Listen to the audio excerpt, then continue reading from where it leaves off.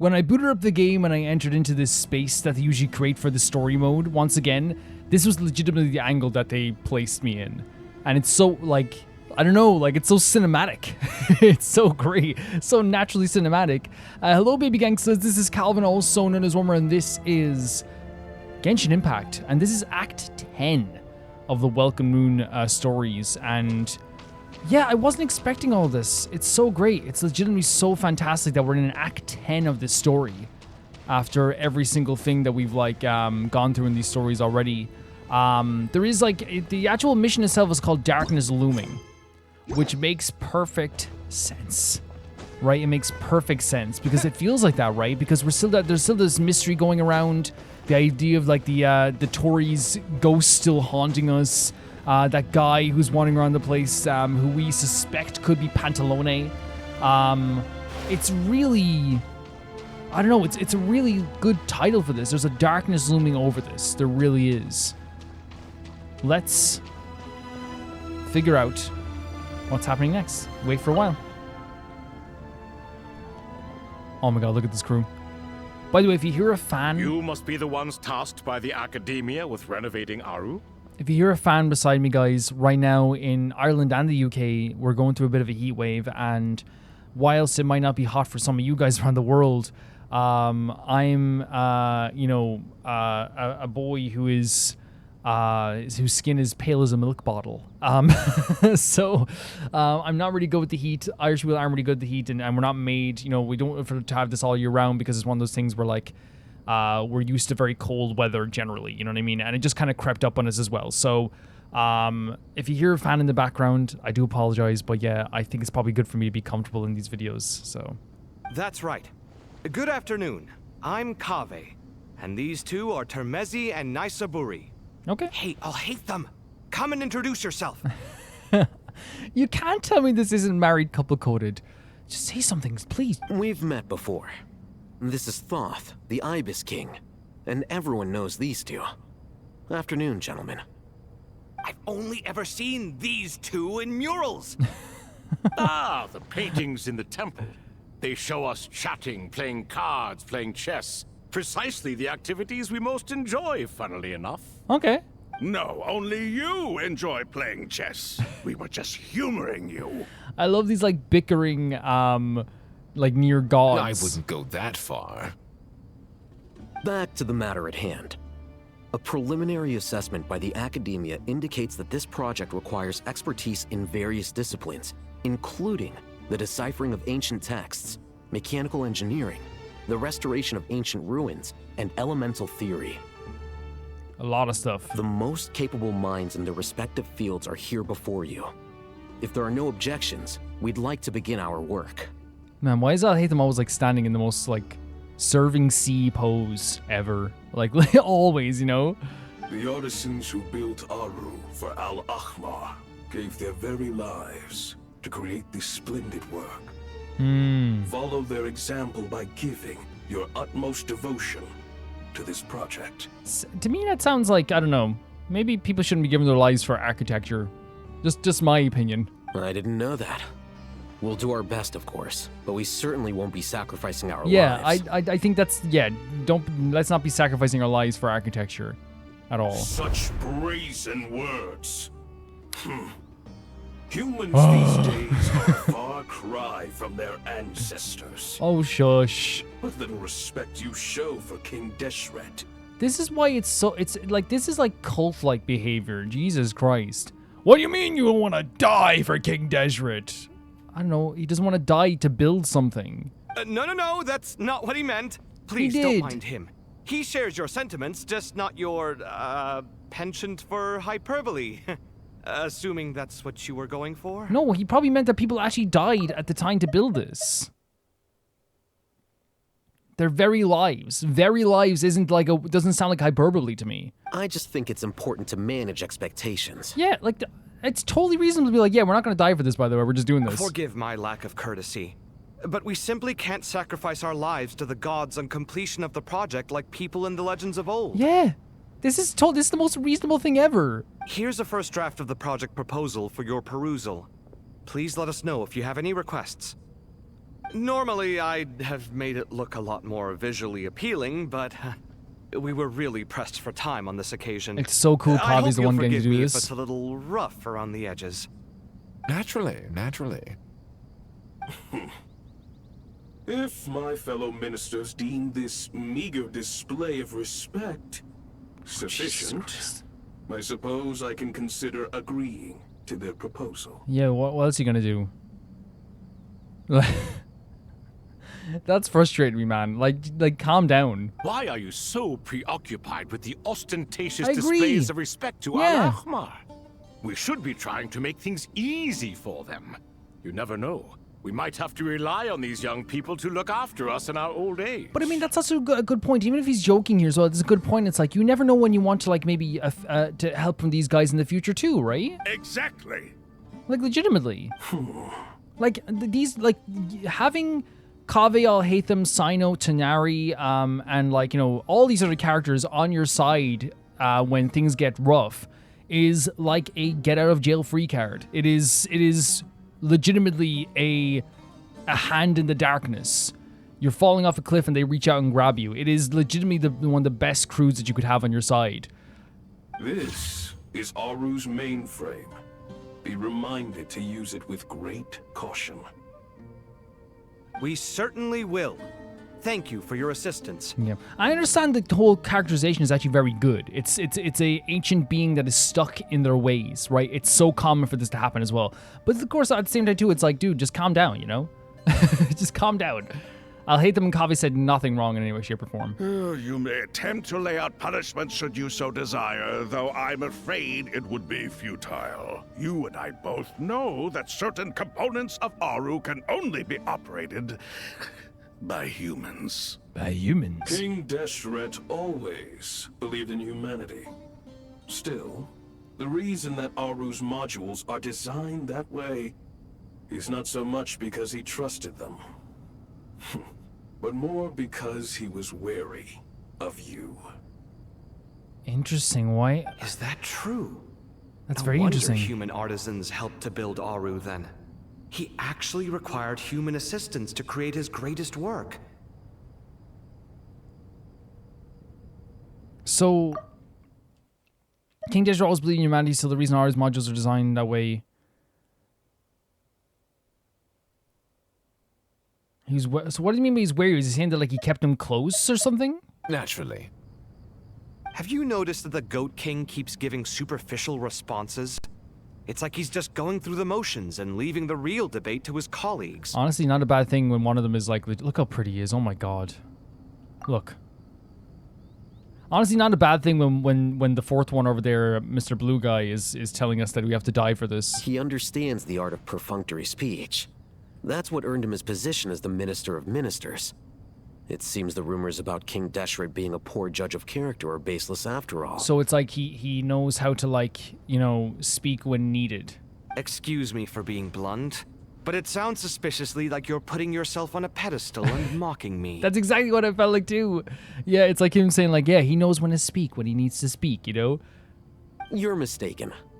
And while there's nothing strictly wrong with making every conversation about yourself, it's not exactly a positive tendency either. No, it is. It's so positive, Kaveh. Look how pretty he is. I'm sorry.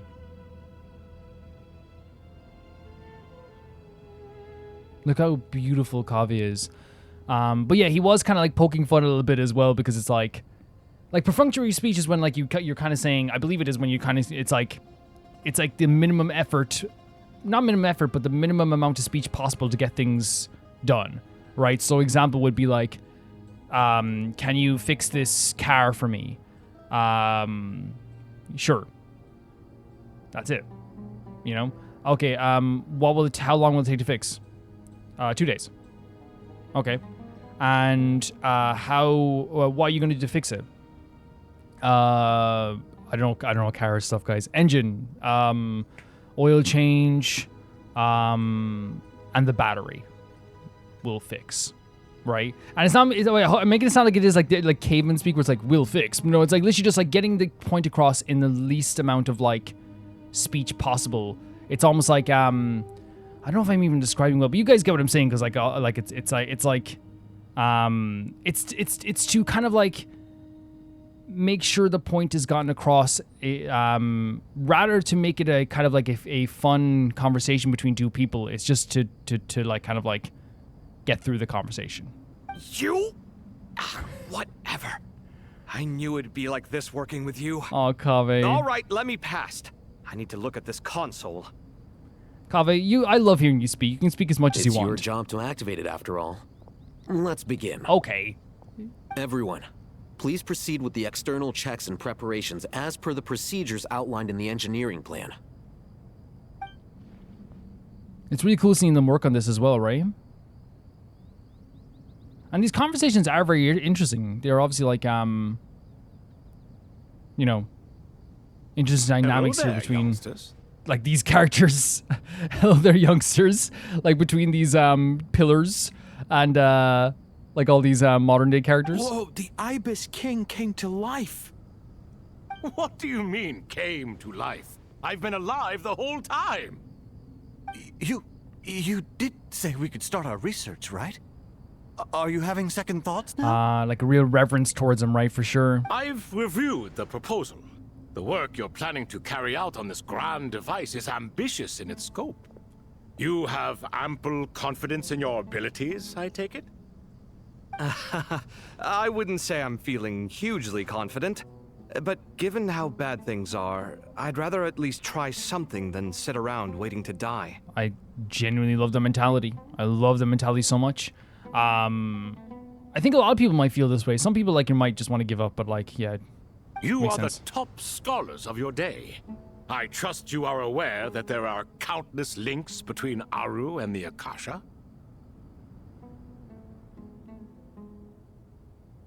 There's countless links. Aru and the Akasha? But... I thought the Akasha was the Academia's greatest technological accomplishment, created years ago by the Dendro Archon to help her people access knowledge. And you too? Do you not know either? So the countless links between Aru and the Akasha, and Aru is this thing that was created here, right? This world that was created by King Dezhir, right? This kind of like not heaven, but it's like this kind of yeah, you know what I'm talking about. You've read the instruction manual, right? You tell them. He's so pretty. An instruction manual? The Akasha has an instruction manual? The Dendro Archon is a kind and thoughtful god indeed. It used to sit on a shelf in the corner at the House of Dana. Okay. Not the most popular read. But Al-Haytham's read it? If the manual is to be believed, Aru was in fact the original inspiration for the Akasha system. What? But there are so few records about Aru anywhere. And practically none of these scientific expeditions into the desert had anything to do with. So they're kind of discovering that like there, like as Al-Haytham said here, there is like an inspiration. Ah, but this is something you could not possibly have known.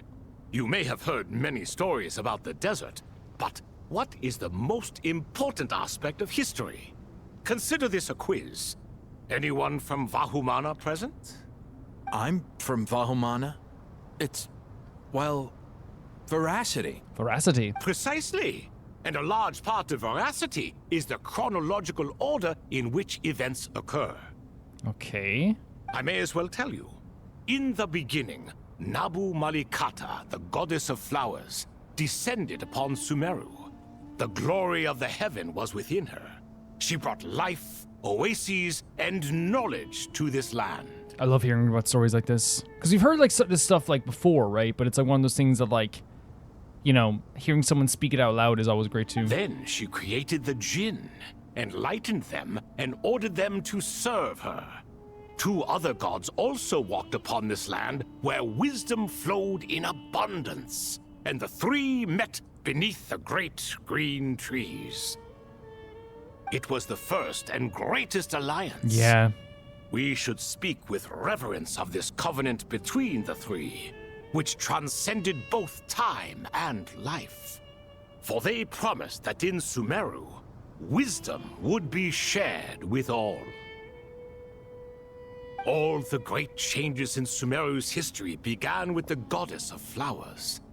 For King Deshret's sake, she pried into the secrets of Celestia, and for this was burned to ashes by the flames of wrath. So that's when she was burned for prying to the secrets of Celestia, which would have been the heavenly principles, right? So grieved was King Deshret by her passing that he lost all interest in state affairs and devoted himself instead to the knowledge that she had brought back. It was after learning of the technology from that floating island in the sky that he first conceived of Aru. They probably explained this before, but like this is actually a really cool detail, right? The idea that like King Deshret was so saddened by what happened to the goddess of flowers that he was like, okay, what she gave to me in her death, in her passing, I'm going to devote myself to this as much as possible. So like he kind of, I guess, related the idea of Aru to Celestia itself, which we can see Celestia floating in the sky all the time, right? Because they did have an alliance. It was Deshret, Rukkhadevata, and Makolita, right? They were the three people who had an alliance together. And so, the Akasha was inspired by Aru, while the basis for Aru itself so crazy came from Celestia's technology. Like, you see that line of thinking, like, where it goes, like, Celestia, Aru, Akasha, all this inspiration, right? So, like, it's so cool hearing this. It's so cool hearing this, man. She pried into the secrets of Celestia and was burned, which again makes sense because the heavenly principles have a tendency to punish people, right? They love doing that. They love a good punishment. Even though right now they're asleep, I suppose, as well. And then after that, he was like, I'm gonna like devote myself to this and make sure that we like that her passing didn't mean nothing. And so I guess as well, if you're talking about the idea also of where we have it here, so Aru was the original inspiration for the Akasha.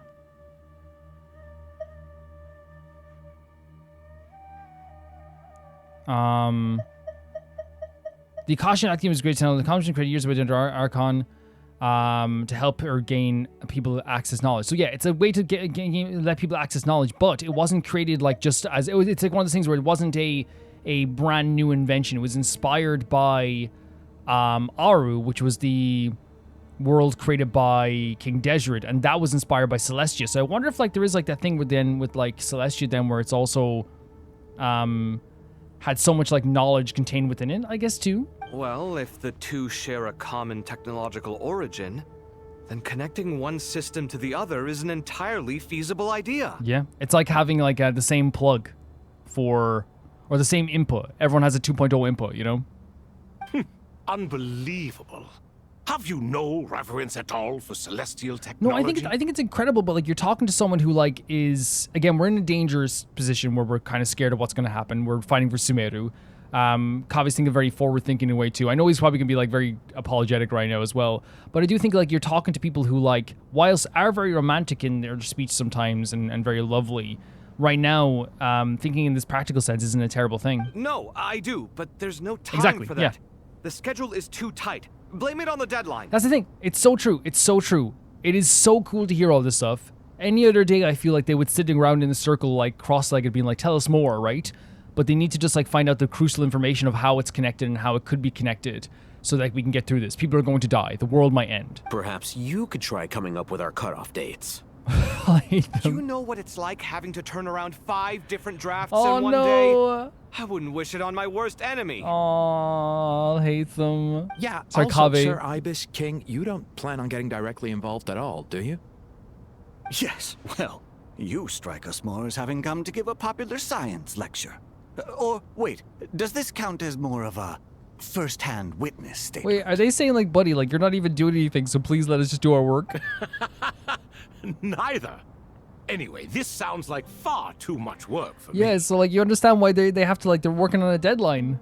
Still, if Aru is so powerful, why didn't King Deshret use it for more ambitious ends? Because it was never fully completed. King Deshret had grand plans, but he perished before they could come to fruition. So he did have an idea of using this power. In the beginning, his wish was to create something that could rival the very world itself. The Lord of Flowers sacrificed everything for that ambition. So,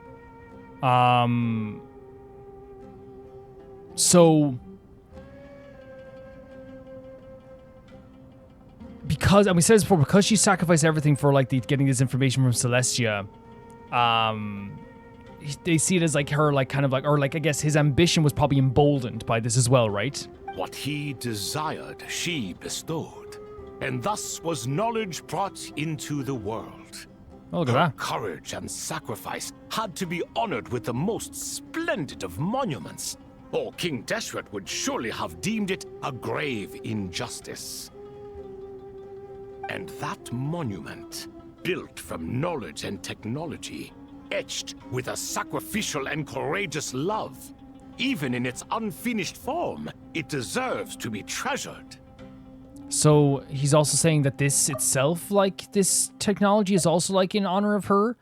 So like it deserves to be kind of revered at that time in that way too. Yeah, knowledge is brought into the world. Her courage and sacrifice honor most splendid monuments. Okay. At that time, King Deshret said the following to the Lord of Dendro.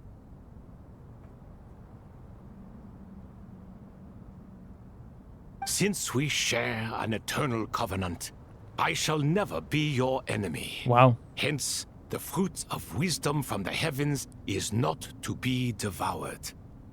What does this mean exactly? Remember, it is not that I lack the power to become the enemy of wisdom. Yet you and she have taught me much and shown me right? kindness. For this, so I cherish you both. He's like, I could become a bad guy here. I could do something bad to like this, you know, and kind of be the, as he's in this terms, the enemy of wisdom in the sense, let the wisdom be devoured, use it for more dangerous and horrible means, right, in all this way too. But because you've shown me such kindness and I cherish you so much, I'm not going to do it. In the end, Aru was only used to store a portion of the souls. It was but a primitive form of the masterwork the king had envisaged. His final hope for Aru was to return to the past, when she yet lived. So he was only used to store a portion of souls. So he wanted to go back into the past?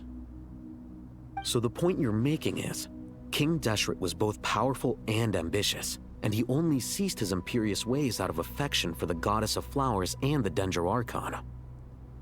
You could see this as an act of mercy, but you could also see it as the sentiments that lay between these three gods placing constraints on him. This was, after all, the foundation of the alliance between them. Okay. Again, I'm not going to ever pause to read all of our stuff again. So, King Deshret was both powerful and ambitious, yes. And he only ceased his imperious ways of affection for the gods of flowers and the Archon. You can see his act of mercy, but you also see it as the sentiments that lay between them, these three gods, as placing constraints on him. That's an interesting perspective. It's like the only thing that stopped his ambition was the restraints of the sentiments and the sentimentality and the care that they had for each other. He could have done something so much more terrifying and incredible if he didn't care about these other characters, with the technology that he had here as well. This explains why Aru was both a prison and a monument, and why the answer to the three questions was time. You have to be careful who you get involved with, or you invite all manner of misfortune. This is as true for gods as it is for humans. Love is the same. It is both a prison and a monument. Prison and a monument. Because of the restraints that can hold on people, because they won't go too ambitious, but also it can be a pillar of like something much more beautiful as well, right? It can represent something much more beautiful. Remembering someone, loving someone. All right, let us pause the story here for now. Seeing as you've been so diligent, I'll offer a little help. Who's in charge again? Is it you two? Ah, yes, me and him.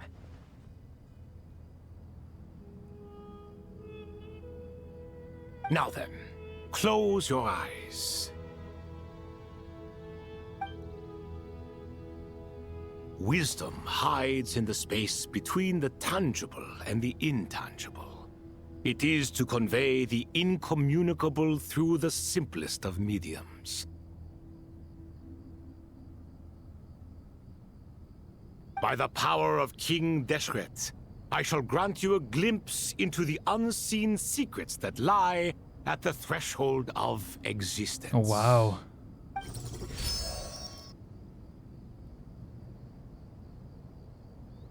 Where did this come from? Is it a new mechanism?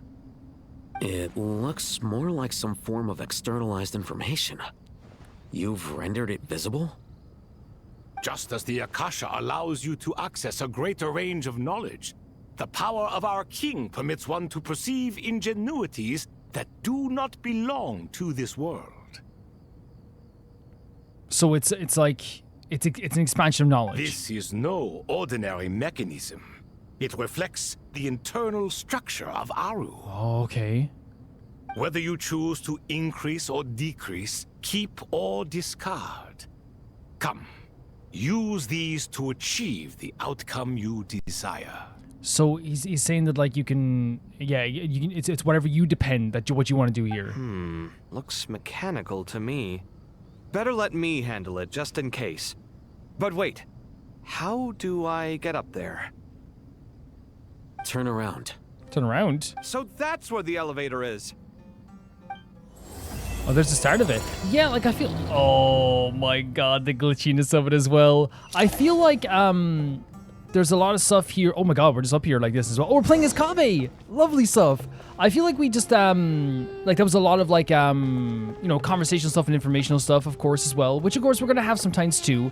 But I feel like, you know, we got some really juicy stuff there anyway about, like, you know, the stuff with Celestia and the, you know, kind of reiterating the alliance that was had between Rukkhadevata, Deshret and Makulita. And I love that it was this kind of like reiteration of it as well, because like they used it to not only like, instead of just explaining stuff that a lot of us have heard before, they used it as a way to like dole out information about the idea of Celestia, the punishments of Celestias, the inspiration for Aru, but then also talk about like how King Deshret's restraints were love, and how love can be something that is revered and adored, and something that can represent something so beautiful in your life, but it also can be something that restrains you too, which again, I think is so realistic, right? Because we all feel... Sorry for this. We all feel like maybe exactly the same when it comes to that stuff too, where like, in real life, you know, you might want to go to a party, or you might want to do the same thing too, but like, you know that like, well, you know, I should spend time with the person I love today because I want them to be happy too. You know, you do that type of stuff too. And I know it's such a weird way to say restraints because it's like, oh, going to a party versus like, you know, not fulfilling your ambitions. But sometimes that's what relationships and love is. I'm not saying they were married or, you know, whatever. I'm just saying like even with friends, it's like even friendship can be about compromise. And in a way too, like your friends can change you. And in this sense, that's what happened to King Deshret. Like, again, the love restrained him, but I feel like, you know, that's a very mechanical way of talking about it, when in reality, it's the love changed him into someone who didn't want to hurt these people, or didn't want to use this power for something that would affect or insult the goddess of flowers, you know? So we have to open up the shield somehow. Rotates cell. Okay, hold on a second.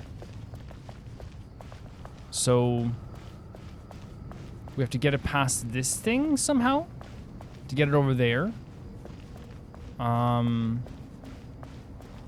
Is there a way to rotate this again? Ah, there we go. Okay, perfect. That's what we do. I moved the fan a little bit, so hopefully you guys won't be able to hear it as much. But there will be like 3 videos where the fan placement was like right, like you know, closer to the mic than I would have liked. But this might be a better position for you guys as well. It's just very, very warm. As I said, where is this going? I'm a pale milk bottle boy. You know what I mean? I'm an Irish lad. I can't handle the heat. I tell you that much. I can't handle it. Obelisks were used to record important information in the ancient desert civilization. Hey, Al-Haytham, there's some writing here I'll need you to decipher. I've sent it to your screen. Do you see it? Got it. It's a little blurry, but I should manage. Love these split screens. Take a look and tell me what it says. Oh, and I'll send any other similar text directly to you from now on. Let's start with this one. It's a variant of an older script. Herein lie verses written for the Yellow Sands. Yellow Sands. Looks like cultural information from the age of King Deshret. Oh, very cool. If so, I suggest you delete it. Why? Words thrown together merely for fun. I had no idea Aru kept a record of this. That's cool that even like ancient beings and pillars are embarrassed by their old things that they might have said. Well, as long as you're certain that this is strictly private information, that's fine. It is unimportant. What did you say? All right, well, I guess I'll start now.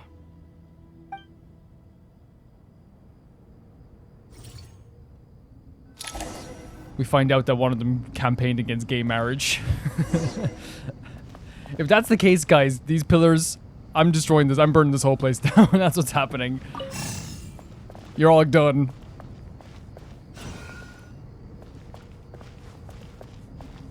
Because then we can remove this over here as well, I guess. They've done a good job of making the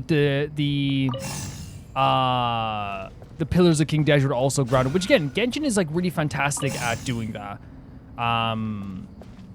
They make like characters more approachable, so it's easier to talk to them, I feel like. Would you guys agree? Where like, I feel like for me sometimes it's like one of those situations where like, you know, when I was talking to like Alice at first, still when I talk to Alice, I still feel like, yes ma'am, you know, I'm like, yes ma'am, of course, yes ma'am. I'm kind of like very much like in her presence, and I feel like the same way about like Miko sometimes as well, even though like she's a good friend of ours. So they don't always like, you know, have every character become like the most approachable character in the world, but I do think it is a situation with they've made these pillars like way more funny as well. Found you know. some more. Sending them over to you now. These are all reports about the Gurubad conflict. Can we delete them? I'd say so. Most of this information has already been archived anyway. It's crazy that we are just deleting this stuff from like this ancient technology. What if there are details in there that Vahumana missed? What are we supposed to do if they come after us in the future? They'll just have to live with it. If we don't resolve these issues now, there won't even be an academia in the future, let alone a Vahumana Darshan. And that's the thing. It's like we have to look at what's going to happen in the future. There will not be anyone to document any of this stuff anyway. Yeah, you're right. Okay, done. I think it's one of the best ways they've categorized all this stuff in this episode and in this series as well, where it's like, you know, if we don't do something now, information ain't gonna mean jack. It's not gonna mean anything because there's gonna be no one in the future to even attempt to do what King Deshret did with technology in the future. There's some other similar monuments nearby. I'll check them out.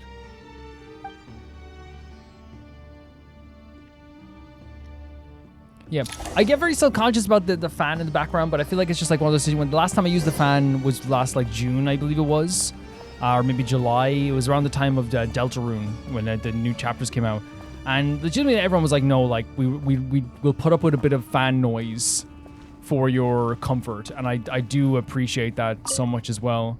100%. So I very much do.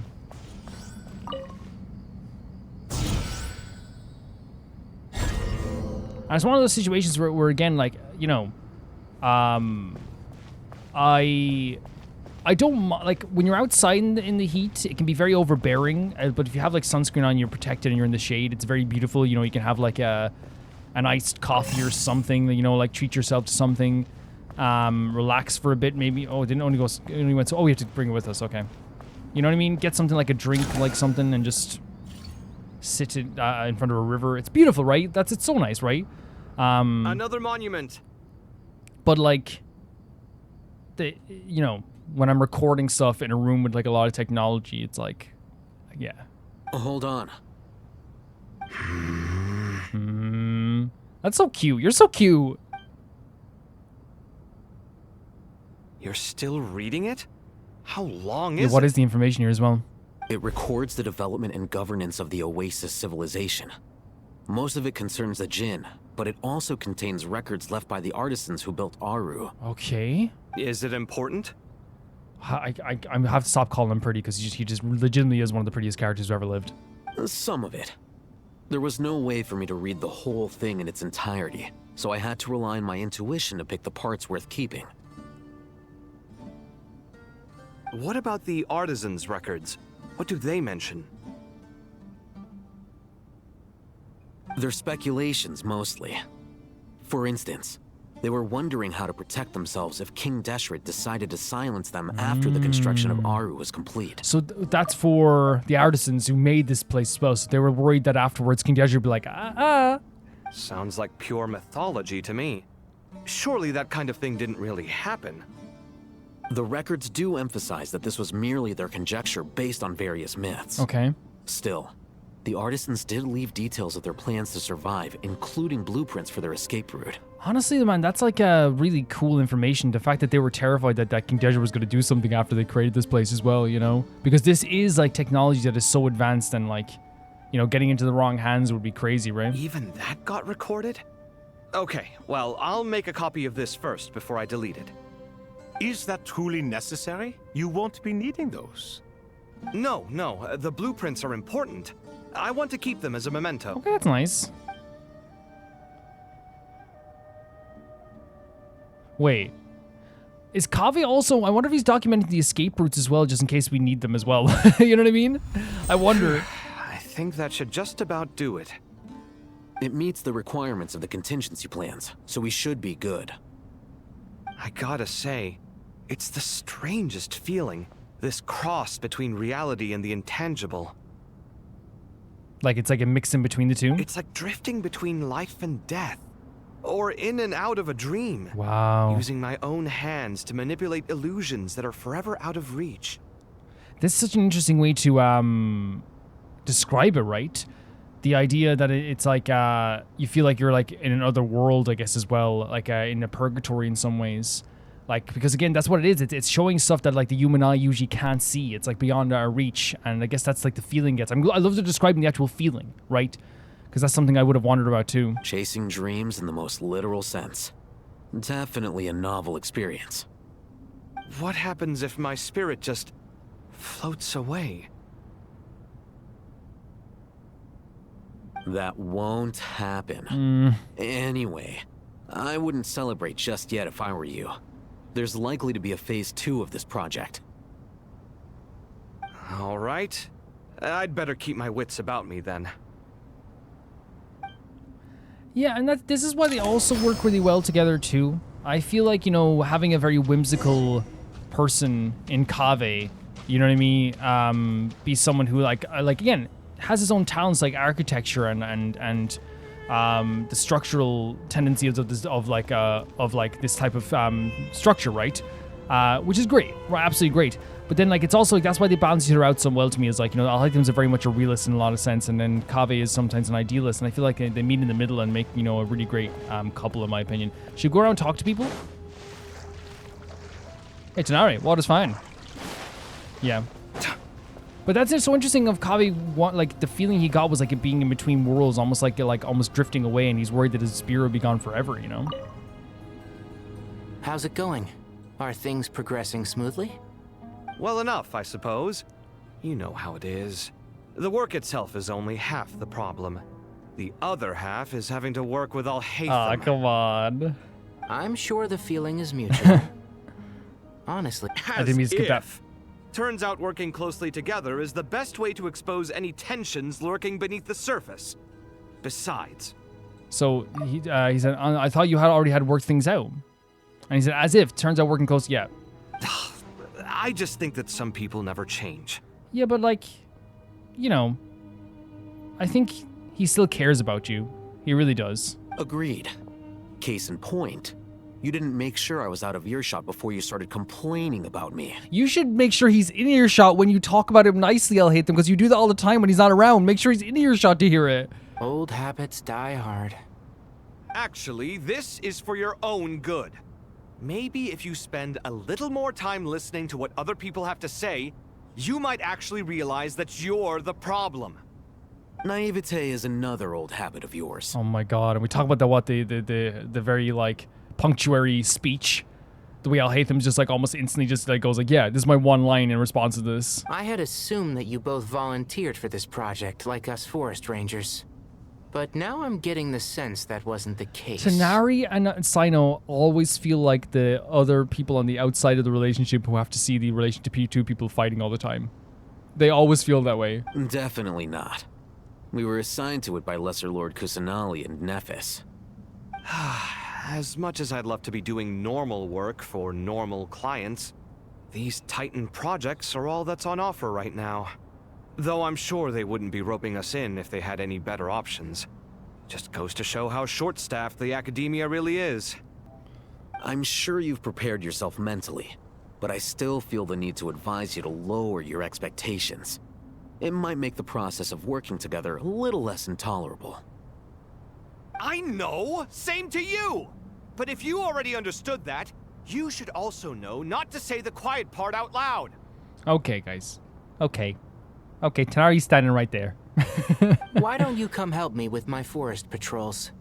Might help you avoid any further disagreements. Okay. Good suggestion, but unfortunately, differences of opinion will always exist. Changing the nature of the work won't get rid of them.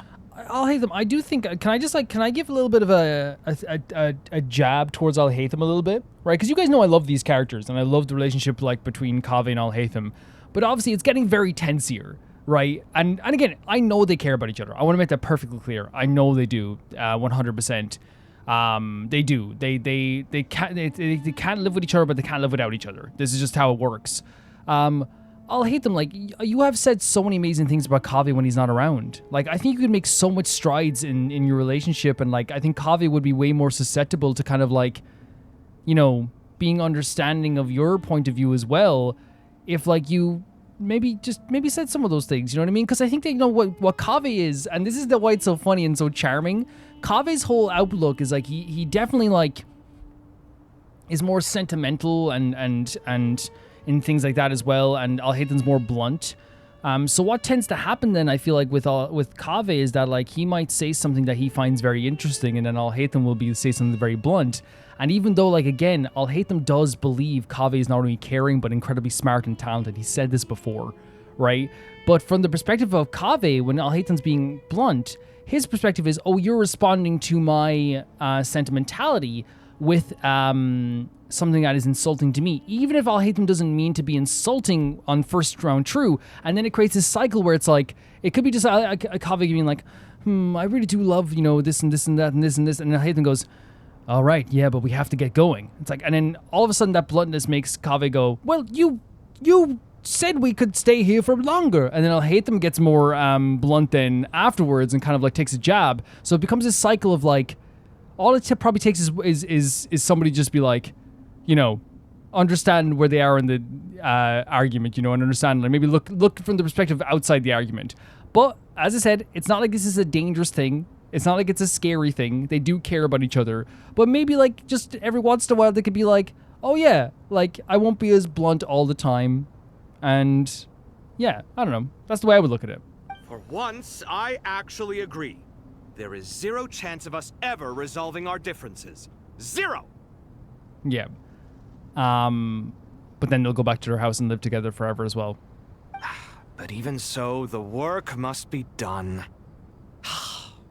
Care for some coffee? I'm glad to see you making progress.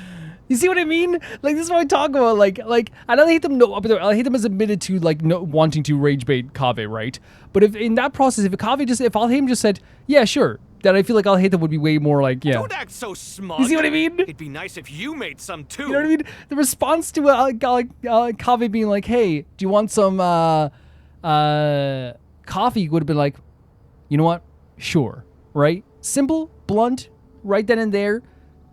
Great, right? And it would have like mended the situation like really well, right? But again, Al-Haytham has admitted to rage baiting Kaveh.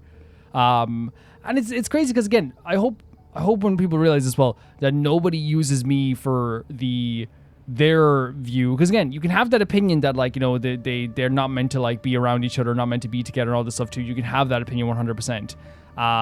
But I hope no one uses my opinion for that, because Genshin, like 100%, like I think it's 100% like a comedy routine between these two. That's what it's meant to be. It's meant to be like, oh my god, look at them bickering all the time, right?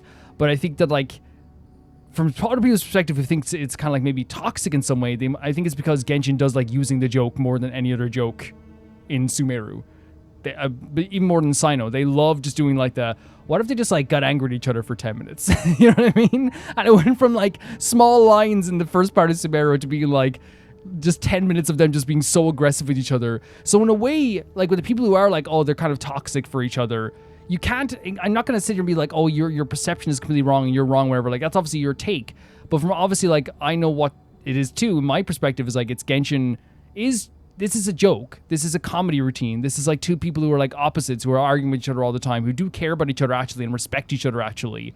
But since Genshin uses the joke so much now, it's just usually every time they meet up with each other, it's like, again, 10 to 15 to 30 minutes of them just being like, oh, you know? It's just the way things go, yeah. I feel like even I've made some progress today. In the past, I never would have dared to try and mediate a conflict between you two while you're both right there in front of me. Oh, because they go to them individually? Apologizing probably makes it sound like I'm in the wrong, but I'm sorry. Oh, Kaveh, okay. I was just kidding. Truth be told, I don't have any work to do at the moment, so I'm just here to kill some time. How's Kale? I love that, yeah, that's the one uniting factor amongst everyone is Kale. She's studying with Nicole. I'm so not cool. sure how she's getting along. So cool. But she seems to be in good spirits, at least. I wouldn't worry. Angelic affairs are probably above your pay grade anyway. Yeah, I think it's above a lot of our pay grades. I know what you mean, but Sino and I are still a little concerned for her. He said he'd go keep Kale company after he's finished training the mercenaries.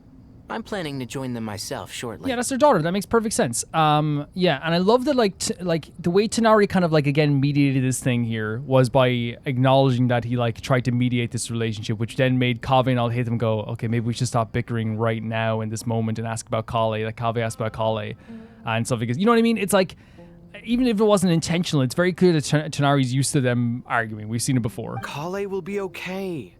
Have faith in her. Yeah, she's amazing. She's absolutely incredible. She's only growing every single day. Even we can see how much more confident and outgoing she's become in these past few years. Thanks to you and Sino being there for her and providing guidance every step of the way, she can finally stand on her own 2 feet. 100. I love that. That is so true. Dads of the year. On her own 2 feet. You okay, Tighnari? Does it feel bittersweet?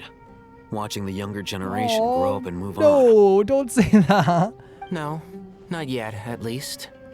I was just thinking, I wish there was more I could do for everyone. Man, like, it is so true, though, everything he's done for Kale as well, as she's grown so much, and the game has, like, done such a good job of showing her growth. They have. Like, when we first saw Kale in the comic books, as we said, it's hard to believe that Kale used to wander around the place with a scowl on her face, you know what I mean? Looking to avoid friendship wherever it came until she found Amber. You know what I mean? Like, it's like legitimately she is like changed so much to where she is now, and a lot of that is Tighnari and Sino. Like, I would say a large portion of it. She'll be fine. Yeah, she will. Just try to relax. Look at the uniting factor. The uniting factor is like Kale here. You know what I mean? It's so perfect. It's so perfect. And that was a side conversation, by the way. Yeah, the uniting factor there is Kale, and that's always been the case, by the way, because they will, like, argue to the death, right? They will argue to the death, and then they'll be like, how's Kale? And it's happened before, I believe, where they have been arguing, they've been like, they talk about Kale like it's like their favorite niece, you know what I mean? But yeah, that's a uniting factor, I think, of that whole crew is Kale. And I love that Tighnari's kind of think of it, like, in a way that, like, a really good dad would, which is like, you know, I wish I could do more. It's like, you're doing so much already.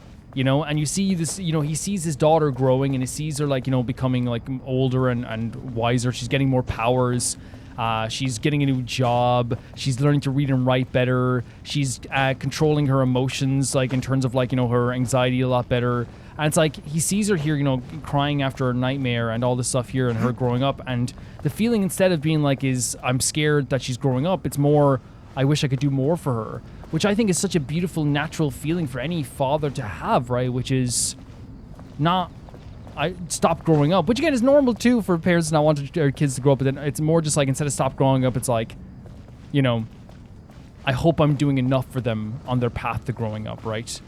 So what's interesting is that conversation with Tighnari was more of a conversation with Alhaitham. Oh, it was both. It was both. Okay. I was like, we're going to do another Alhaitham conversation. Yeah. And yeah, as I said, I make it clear, these two care about each other and love each other. Kaveh and Alhaitham. It's just that Genshin loves that joke now. And usually what happens is, it's like, for me, it's like, I'm like laughing my head off for like the first like 5 minutes. And then I'm like, okay, let's stop. And I feel like that's why Tanari feels as well. I guess, okay, there's no more, I think there's other people that, we can talk to the Ibis King and stuff like that. But I feel like that's what it is. It's like even Tanari feels the way where it's like, at first it's like, Kaveh and I'll hate them. Then after like 7 minutes, it's like, okay, we can stop. You know, we can stop now. I expected that the outside world no longer respected the ancient gods, but even so, I do find the tone of these youngsters to be dreadfully impolite. It should hardly come as a surprise to you. I remember you saying the same thing last time. I assumed that was just a one-off. I did not realize it was the norm. Don't you think that young lad's matter-of-fact tone sounds familiar? It bears a rather uncanny resemblance to you. Oh my god. Because he said like that the way, Kaveh even said it's the way he talks. Surely a sign that he is a man of rare intelligence. Oh yeah? Ugh. The rest of them, though, much better. The blonde-haired one, for instance. So sincere. That's the kind of kid I can respect. So sincere, so gorgeous. Oh. Oh, really? Well, what about your disciple, Nefer? She's about the furthest from sincerity that a person can get. I love Nefer. And now you hit the crux of the issue. Thoth is spouting lies again. He cares nothing for sincerity. He likes Nefer simply because her personality is just like his. I guess so. Thus, in giving his approval to Nefer, Thoth is simply validating himself. The rest is but smoke and mirrors. You have some nerve saying that. There really is no helping you two. Shut up, chess rookie. Chess rookie? What nonsense is this? How dare you tell me to shut up? How can you engage in such banal chitter-chatter at a time like this? Aru has been opened. The glory and splendor of a bygone age is about to sweep over the earth like a flood. And you're here squabbling like petulant children. All three of you are insufferable. King Deshret was merciful, indeed, giving you a chance to be released from prison. I say, you should have been locked up for good. Yeah. Ah, but Bennu, look on the bright side. Had they not been released, we would not have been awoken. Oh. You've been here this whole time. You should be scolding them along with me. Scolding? I miss Hermanubis. It's not a real reunion without him here. And now you're avoiding the topic and talking to yourself. Why King Deshret designed your personality like this, I will never understand. Isn't this simply proof that our king supports my free will? Oh, look at those two rust buckets. Suddenly, you two do not seem so bad after all. Here, here. If being stuck together for thousands of years fosters no friendship, I cannot say what would. This is kind of cool that like they're united in like their kind of like distaste for the other two guys. Naturally. Yeah. And I think what's so cool about this, they're showing like the self-importance of these pillars, right? That they do see themselves as like, because they've been around for so long, they do see themselves as more important, right? But at the same time too, they want to be kind of like approachable in some ways too.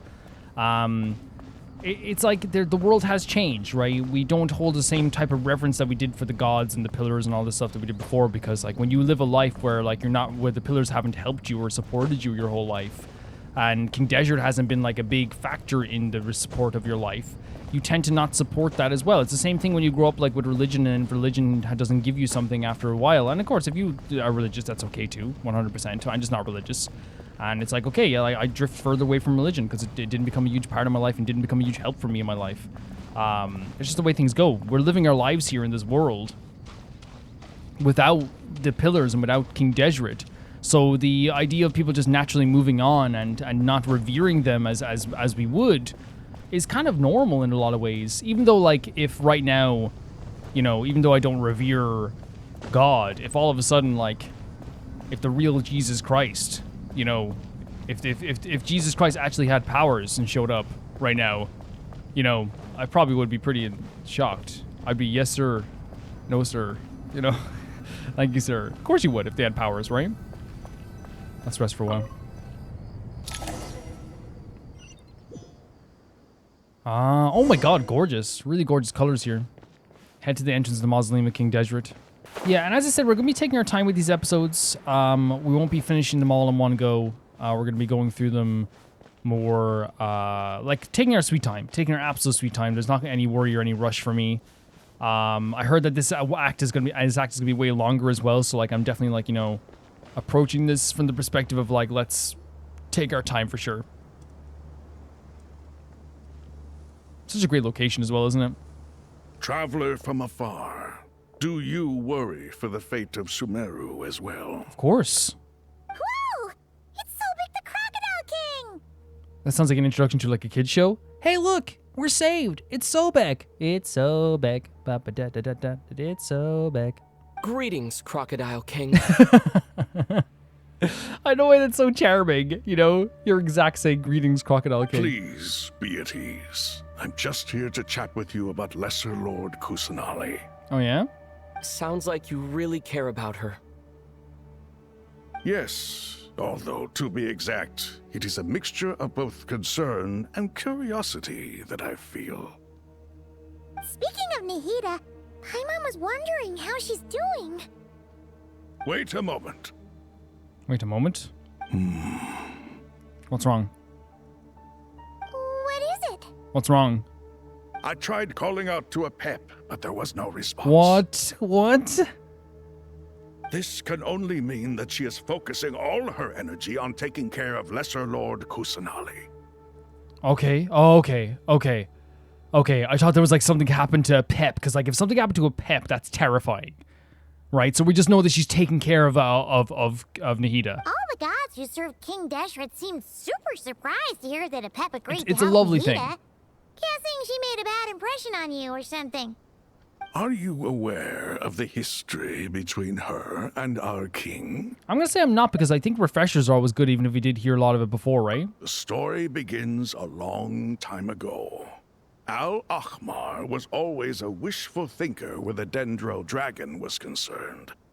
Without consulting her, he decided to list her among the 7 pillars and declared his own power to be far superior to hers. So she didn't know that he was going to be documented as this. That was when our king was at the height of his power. Ibis Goti and I were no match for him. And so we chose to submit and serve as his ministers. But not a pep. No, she never thought much of him. A pep is so cool. To a pep, Al-Ahmar's pride and sense of superiority were nothing but ignorance and hubris. In fact, they fought numerous times, but usually the battle ended in a draw. In the end, King Deseret coveted the power of Celestia, only to end up corrupted by knowledge. And that's probably like what the creation of Aru happened as well, right? Like it's something that's related to the, or like inspired by Celestia as well. I love the idea of just 2 like absolute like pillars, unlike, and you know, pardon any pun, but like these 2 beasts fighting against each other to a stalemate. His final act was to trick the dragon into swallowing him whole, leaving her to bear the torment of his sins. Such a brutal piece of lore, isn't it? Like swallowing someone whole and you have to like bear their sins. The Dendro dragon stands for the glory of a bygone era. She hated Al-Ahmar and what he represented. All the gods, all the power they wielded.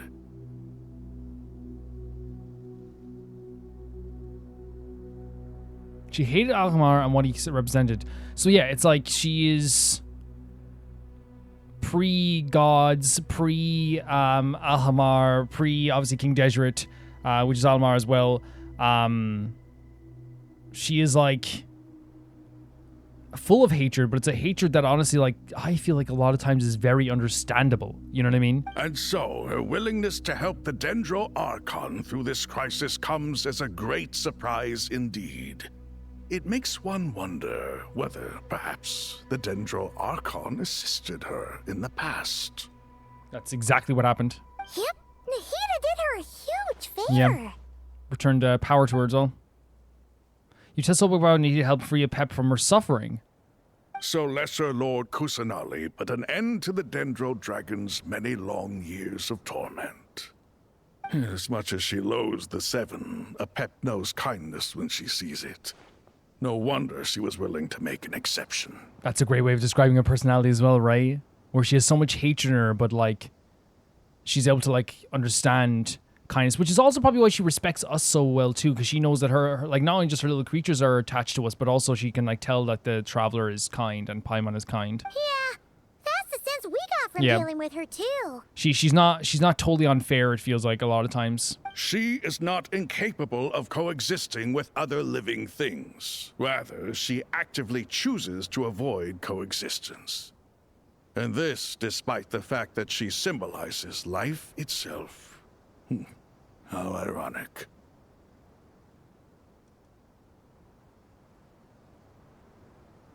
All of this being said, I wouldn't expect too much from her if I were you.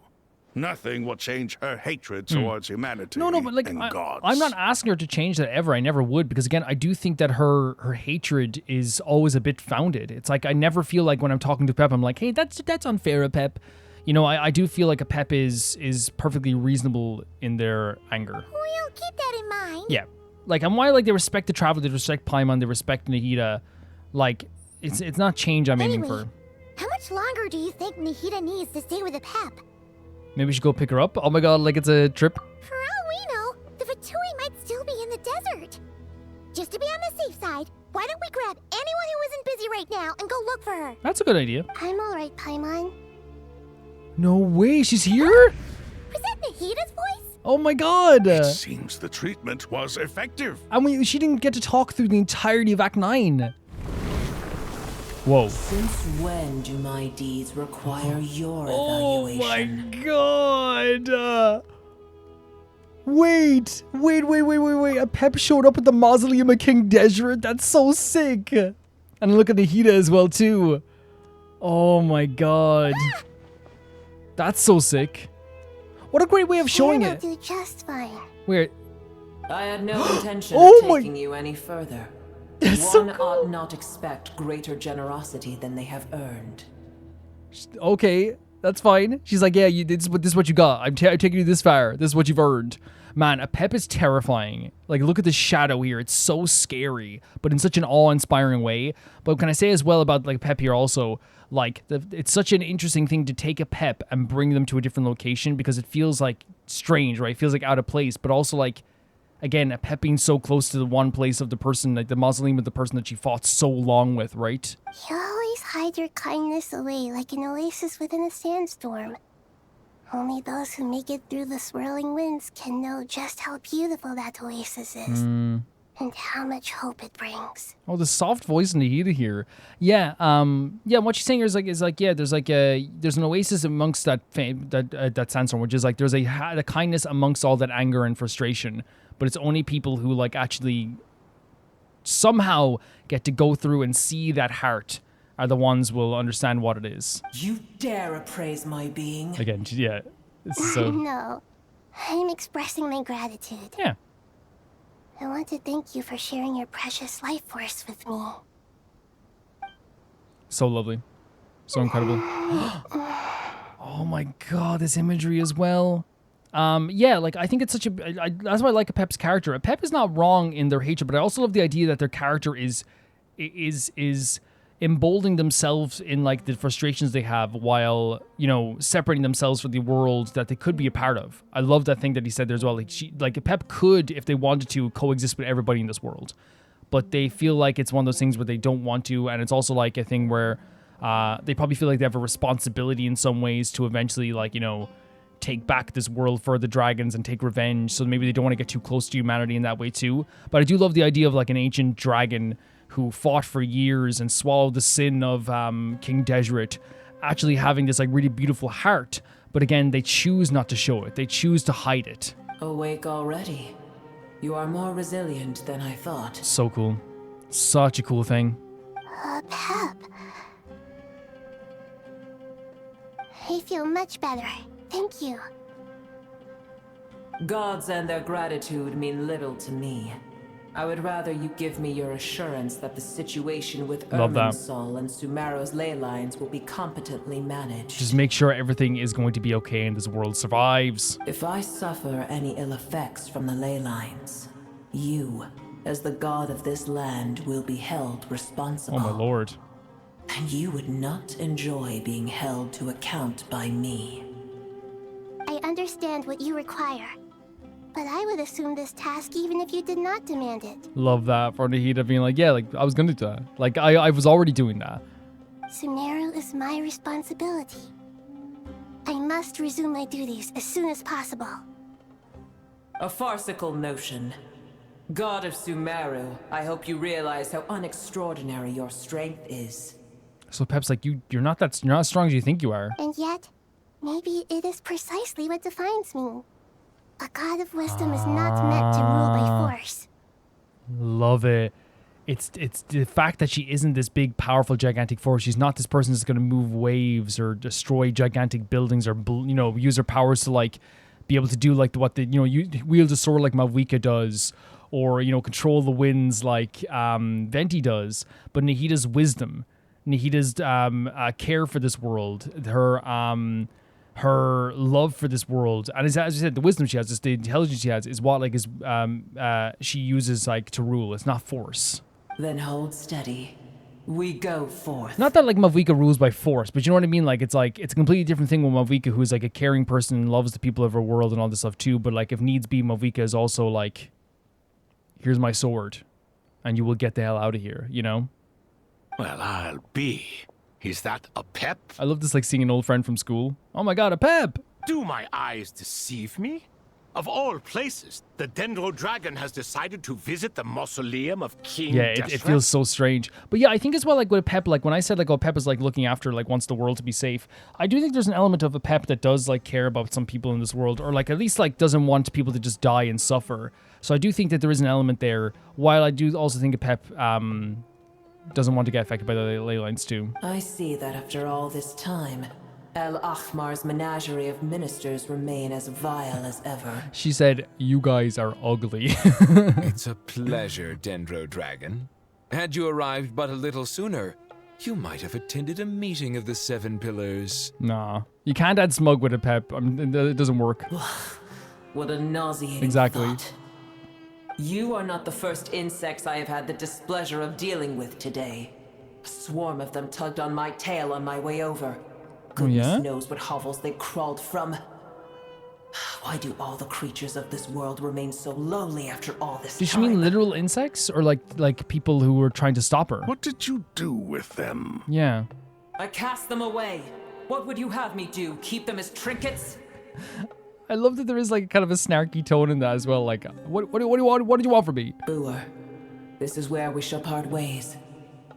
To be clear, I do not wish to see you or anyone else here ever again, unless absolutely necessary. And there's that separation of the oasis, right? The hiding of the oasis. Then I wish you peace as you return to your dwelling place. Thank you for helping Nahida. And again, I adore that. Like, it's one of those things where like a Pep is not asking for care or for any kind of like recompense or love in return for like this action. That's not what she wants. And again, like, she might want deep down to be cared for and to be loved and all this stuff as well, but she's trying to separate herself from this world. But that doesn't mean we're not going to still give it to her because that's what we think is right. Thank you. It matters not to me. Simply refrain from bothering me again. Exactly what I'm saying. It's like, even if she's rejecting it, it's like we still will give it.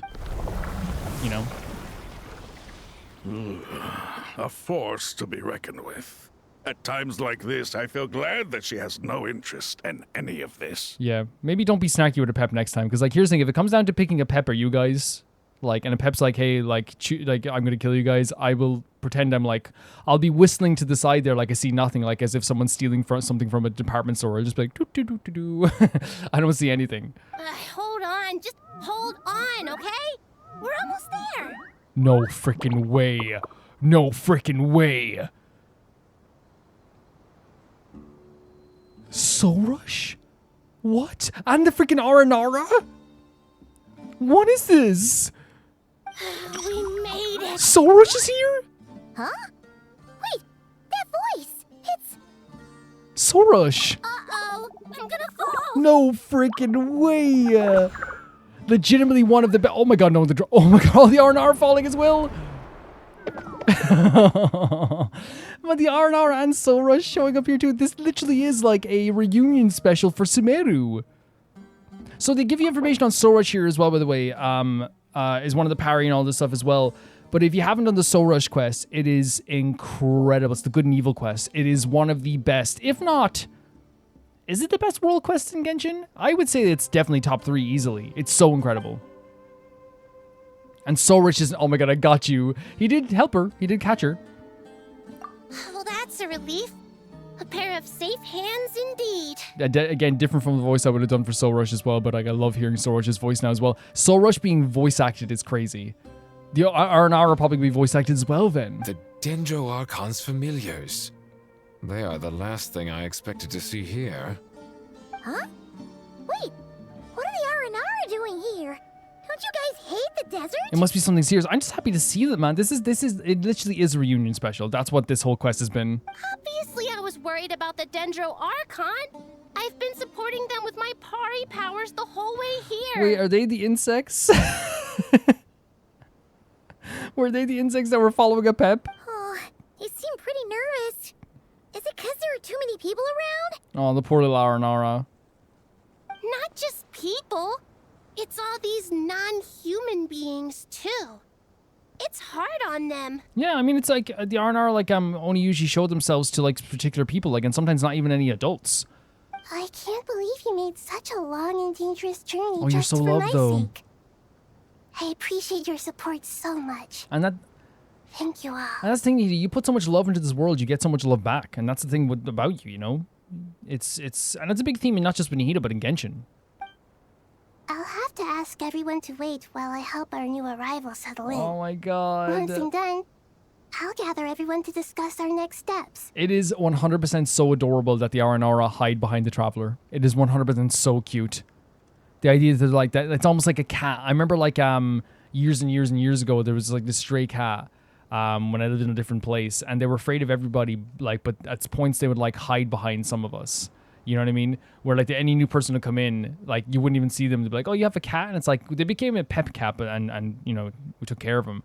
But like it was one of those things where like they'd hide behind you, and you're like, it's the cutest thing in the world, but it's also like obviously very sad as well because they're like, "Oh, I'm very nervous," you know. Traveler, Paimon, shall we find a place for our friends to stay? Hell yeah, sure. Awesome, let's go. Well, first I have some questions. Mm-hmm. You answer Nihida's questions, bring up speed and everything that's happened. Of course. Look at these Aranara. I don't remember the ones with the X's on their belly. Okay, I think that covers everything. Thank you. We can get going now. Nice little Rico. Oh my god, guys. Oh, they're circling us as well. They're so happy to see us. These are buds. These are friends. We've been through so much with all these characters. Can we talk to every one of them or just a few of them? And of course, these are the specific... No way. No way. No freaking way. And they all follow us as well. They trust the Traveler so much. They trust the Traveler so much. This is so beautiful. And rightly so, right? Because we've been through so much with every single one of these characters. And Soul Rush being here is so fantastic too. It's so fantastic. Yeah, the Good and Evil quest was one of my favorite things we've ever done in this game. I would say it's top 10 quests of all time and top 3 world quests at least. It could be the best world quest. But in terms of just one singular quest, because I think like quest lines you could say the Narcissus Cruise is... Oh wait, they're all disappearing. Oh no, they're reappearing here, okay. I love that we're literally just guiding them back in here as well. It's so fun. These are our buddies. And that goes to show as well, like, you know, that when they talk about love and giving love out and getting love back, and he just giving out so much love to this world that, like, she's, you know, she shouldn't be surprised that people want to give her so much love back. And same with the Traveler. It's like he's giving out so much love to people in this world too that, like, you know, these little creatures and Soul Rush and all these characters would, like, die for the Traveler, you know? Who's here? Unless they're just, like, 2 NPCs just hanging out there. I love them. Look at them. Look at them. Oh, we didn't get a voice acting for them, which is okay. But, you know, I feel like they could have done voice acting for them just to hear what they sound like. Big Dendro dragon shoots across the sky, so you were the insect. There's so many Nara here. Cheer up, Hoppers. They're all looking at us. Are they looking at us? Surely all those Nara can see us. Nara are always so busy walking here and there.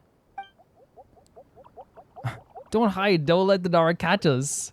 Or hide. Don't let the Nara catch us. Oh, this is so cute. They can have the paw. But wait, no. The Nara can't take the paw. My sister said I have to look after it. The Nara are coming. Hello, everyone. It's only us. Do you think that they're refraining from having us by having them call us the Golden Nara just in case people haven't done that quest?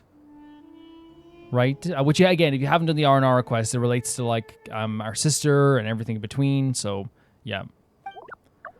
Oh, Lord of Dendro, Nara Wonder, and White Floaty. Oh, no, Golden Nara was the name that they gave to the other Nara, right? Or was it us? Again, it's been so long. It's been so long. It's been over 2 years, I'd say. Lord of Dendro, Nara Wonder, Paimon, it's been so a long time. Yeah, they call this Nara Wonder. It's very tough for you coming all the way out here. Especially since you don't like the Voluka. The Voluka. Is everyone back in Vanarana doing well? He just sees that they're okay first. Aja is Vasara Tree. Vasara Trees protect Varanara. So that means Yara is protecting Varanara. Don't worry, everyone who stayed behind will do their best to protect their home, and we'll do our part too. Such great designs, such inspired designs. I love them so much. Like, they really, like, made Sumeru have even more personality than it already had. Ah, everyone's here. Good. It's good hearing Soul Rush, though. It's really good hearing Soul Rush. Are you okay? You look like you were about to pass out back there.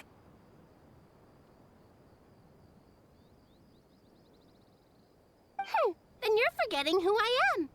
Don't underestimate me. Never. Never would underestimate you. You're absolutely incredible.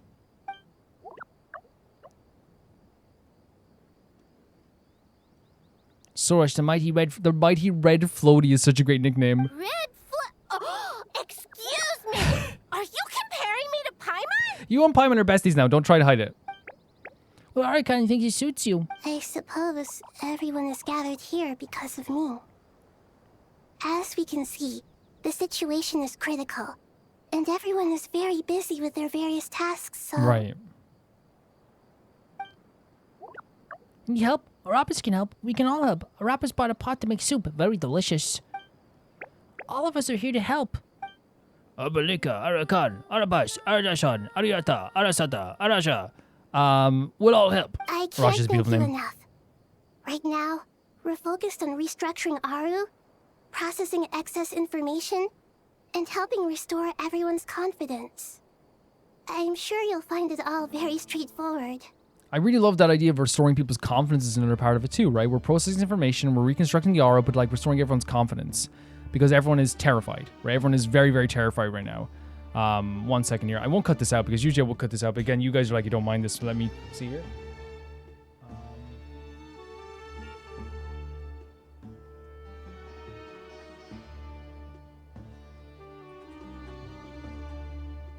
Hopefully that's okay. My fan, when you do, it's on a timer where it starts spinning if for some reason. If you don't use it for a bit, but yeah. Or don't touch it for a bit.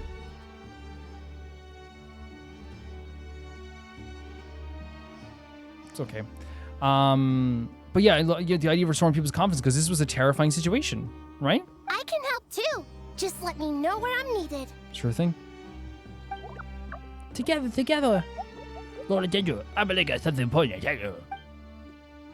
On our way out of Aranara, we saw some Nara talking in secret. Male Nara up to no good. Which one? Up to no good? Which male Nara?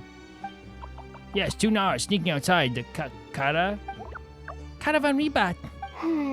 That definitely sounds... That oh, sorry. definitely sounds suspicious.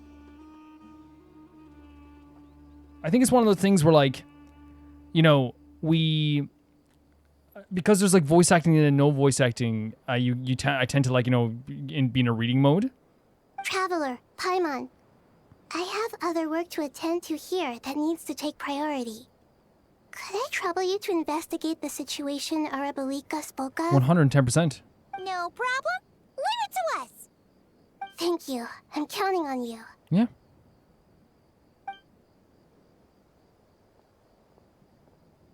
There's one other thing. If you are to work alongside the people of Sumeru, you will need to make yourselves visible to them. Is that acceptable to everyone? What a great question. And again, she's about their own comfort as well, right? Like, she's being very considerate of them. Well, if we really have to, I guess we have no choice. Don't be afraid. Arpas, you make the most dishless soup. Everyone will like you. Oh my god. Honestly, legitimately, with humans, that is it's halfway to their heart. Maybe even fully the way. You make a good food, you're getting there. Respect is either earned or cooked. There's nothing to fear. No one here will hurt you. Yeah. But if you do feel afraid, don't worry. Yes. Just call my name. Love this. This is beautiful. This is so beautiful. Being considerate of them while acknowledging that they're here to help. If they have to help, they're going to have to probably make themselves visible in some ways. Also, though, trying to make sure that they're as comfortable as possible because this is obviously a very tense situation. She wants to acknowledge the fact that they have come out of their comfort zone to help Nahida and help the world, while also still trying to like have them meet her halfway as well. Where it's like, if you want to help, maybe you might make yourself visible to some people here. You know what I mean? That way. And I think it's actually like a really beautiful thing where it's like making sure that they're okay with this, while also still being very grateful and considerate of them. You know? Okay. Very well. Now, I shall bestow a small blessing upon you all. Whenever people see you and interact with you, from the moment their gaze meets yours, they will experience the most beautiful of dreams. Very lovely. Nahida gently raises her hand. You don't know what she did, but you feel a wonderful presence, like something out of a lovely dream indeed. That just sums up Nahida, right? She's such a presence that like it almost feels like when she showed up, the confidence was kind of like restored in some ways, right? Sunlight trickling through the branches, glistening like gold leaf, the trees chanting softly in the breeze. As the flowing water plays a symphony, your heart swells up like a balloon as it fills up with happiness. There are many terrible things yet to be resolved, but in this moment, all you feel is peace, friendship, and love as you stand side by side with dozens of other creatures together in the forest. Gorgeous. The people around you turn their heads and scan their surroundings. They hear it, too. Ancient voices speak from the forest, soothing everyone's heart. Do not fear, do not be afraid, do not be overcome by the storm. Do not fear. We will face it together. This too shall pass. Gorgeous sentiment. Gorgeous sentimentality. A way to comfort people, right? For sure. This is fantastic. This is absolutely fantastic. And I love the way Nahida interacted with him as well.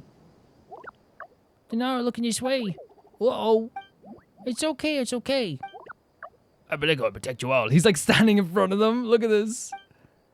Again, the way Nahida handled that was so perfect. Just like, because it's acknowledging the fact that So Rush and these creatures came all the way here because they realized some stuff was happening with Nahida and us and all this stuff too and wanted to protect Sumeru. It's something that should be rewarded, and it was rewarded with the kindness that she gave to them as well. And it should be praised, right? It's so beautiful. But at the same time too, she's like, yeah, but you'd be more helpful even if like we could see you and acknowledge and you know you could help people out with their dreams and calming their worries and all this stuff too. So, it is kind of this thing where it's like, thank you so much for helping me, but like, would you be able to do this for me? And she's making sure that they are comfortable with that as well. And they love Nahida so much, they love the Traveler so much, they love Sumeru so much that they're willing to help in such an amazing way. It really does feel like this is like, both a reunion special and everyone has this united front. It shows how everyone's taking this so seriously. Even the Aranara are coming here. Everyone's coming together with this stuff as well, you know? Jet is here, the Aranara are here, Soul Rush is here, all the different main characters that show up all the time are here as well. It's great stuff, it really is. Pep was here, the Pillars of King Deja were here. Everyone's like here in one space, and again, that usually signifies a big, you know, if it is an ending, right? If it is an ending. But like it seems like it is like it's about to be a culmination of all these things together as well. It's really fantastic. Yeah, I loved when he interacted with it as well. Someone pointed out, and I actually might post the comment on the screen right now. Someone pointed out recently that like in a previous Archon quest, I said, and this was think Act 6 maybe. I said, or maybe it was Act 7. I'm not sure. I said, man, this quest could be 10 acts. You don't even know. And here we are. 10 acts. Not that as a prediction. I think it was just me being offhanded about it, but it's funny to think about, you know? So we have to go find a suspicious individual, the suspicious Aru, the suspicious human.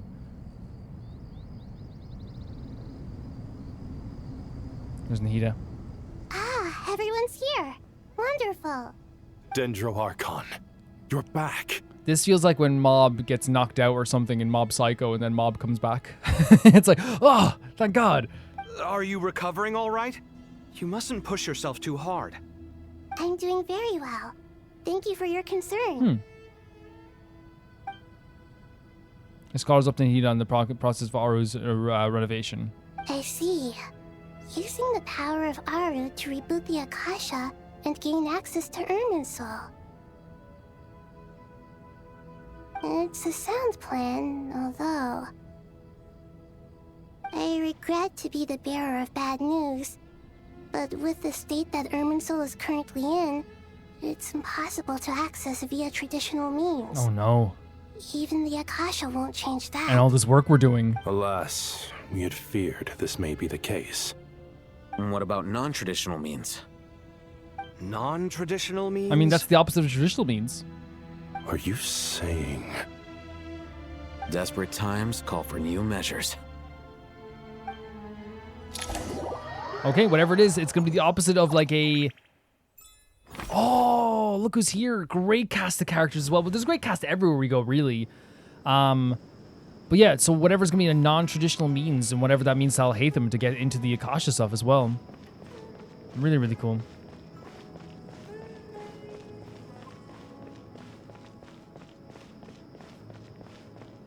And I'm glad that it didn't just because, you know, it's like they still, like, you know, they worked really hard to get into that stuff as well. So, like, I don't think they're going to abandon the idea of using the Aru, right, either. It makes sense that they would continue to use it as well. Let's go here now as well. Who are we talking to? Sino. Wait, should we see if, like, other characters are around here? Because sometimes there are NPCs just, like, hanging around here as well. Good thing. Good thing. No, I think we'd see them right away, right? Well, sometimes they can be hidden, right? Because I missed Fish all that time with the Paralogism. This is around the same time as Paralogism last year, right? Crazy to think how things fly by. Really. Sino. Huh? That's a weird zoom in. Hey, we're here. That was a crazy zoom in. Ah, it's you. Is there a situation? Oh, Nefer's here with us also. You ever tell about the suspicious individual? The Aranara have good intuition when it comes to people. In other words, there may well be a traitor among us. Traitor. Given everything that's going on, I'd be more surprised if there wasn't. Miss Nefer, as a professional intelligence broker, I trust you have a solution? Not one that I'm willing to volunteer. What's in it for me? Let's say I'll treat this as a pilot project aimed at expanding your intelligence operations. Whatever business you're in, an avenue to demonstrate your abilities could never hurt. I'll treat this as a pilot project aimed at expanding. So, like, giving her more of a intelligence network here in Sumeru? I like the sound of that. Glad we're on the same page. Okay, that could work, I guess. Given that you rarely set foot in Sumeru, practically no one at Caravan Rebot knows who you are. Ah. I take it you've read the files on everyone in the area? Yes. I also skimmed the list of evacuees, and am more or less up to date on where everyone stands. Any initial suspects? So there is a traitor then. Limiting the scopes to males whose recent activity could be viewed as suspicious. I've identified 3 names. The Aranara saw 2 people talking, but currently we only have 1 suspect. The other person was probably just a messenger, and in all likelihood has already left Caravan Rebot. What a great way to drop tension into this as well, right? Having like a traitor amongst us. Everyone is heading for the desert per the evacuation order. Anyone willing to turn back at this stage is almost certainly with the Fatui. There's no way it was a spur-of-the-moment decision to act at a time like this. This spy must have been planted long ago. We need to smoke him out from wherever he's hiding. Sounds like you have the beginnings of a plan. Sino and Nefer quickly exchange intel and narrow down the relevant information. I see. Your suspicions are well-founded. I'd be watching him too But if it's I were probably you. gonna be an NPC, right? So far, we still lack solid evidence that he's been bribed. He hasn't made any recent purchases that would indicate he came into some cash. Then let's get closer to him to confirm before we make our move. I can handle it. I'm not based in Sumeru, so barely anyone at Caravan Rebot knows who I am. And you're certain you've never encountered this person in Nodcry? I do love, by the way, this interaction between Nefer, who is like an intelligence broker and really good at her job, and Sino, who also deals in intelligence as well, in terms of finding these different people and all this stuff as well. Like, it means this like really like official business style conversation between these two of people who are just really talented at what they do. I'm certain. Besides, it's extremely rare for me to have had any direct contact with Sumeru mercenaries besides Jet. There's no way he could have seen my face before. Sino, stay out of sight and wait for my signal. If he raises any red flags, I'll bring him toward the main road. Understood. I'll take it from there. Excellent. Well, it's a pleasure working with you.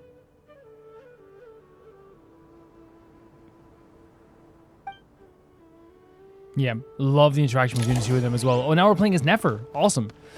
No more lies. Great design as well from Nefer too. It's so warm right now.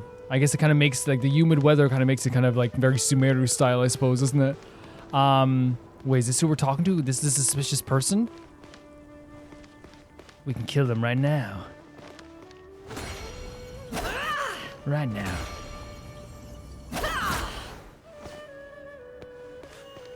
I'll pay you $20 if you go over and slap that guy in the back of the ear. Right in the ear.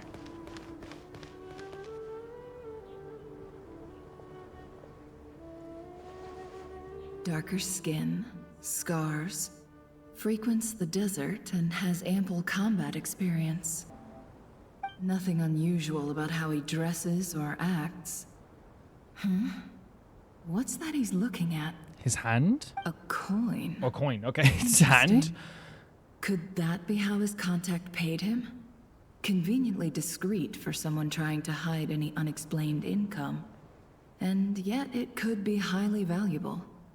Sorry to bother you. Has everyone here already left? I don't suppose you happen to see a lady wearing a hat? And it's because people don't know Nefer, right? That's why she's good for doing this, right? Ma'am, what are you doing in Caravan Rebot all by yourself? What about you? The main group evacuated some time ago. Didn't you pass them on the road? It's so funny because in Nodkarai, there's no way anyone would not know Nefer, but like I love that she's like kind of inconspicuous here in Sumeru. My friend and I lost some of our cargo along the way. I didn't want to miss out on potential business, so I told her to go on ahead and meet the client while I retraced our steps. I didn't think it would be so late by the time I found it. And then there was a terrible sandstorm. I guess I must have taken a wrong turn, because I didn't see any large groups on my way here. Oh my god, the soft tone of Nefer as well. By the way, she's doing a good job with this, honestly. Forgive me for asking, but just to be on the safe side, could you describe this friend of yours? Hat. Sure. She has blonde hair, and she was wearing a hat and a white dress. You'd definitely know if you'd seen her. So that's Nicole? Yes, I think that does ring a bell. Ah, my apologies. During this exceptional time, the Corps of 30 are under orders to be extra cautious when dealing with unknown people. Whoever... I understand. Sorry, trigger finger. Well, sir, is there anything else you need to know? If not, I'd better try and catch up with them.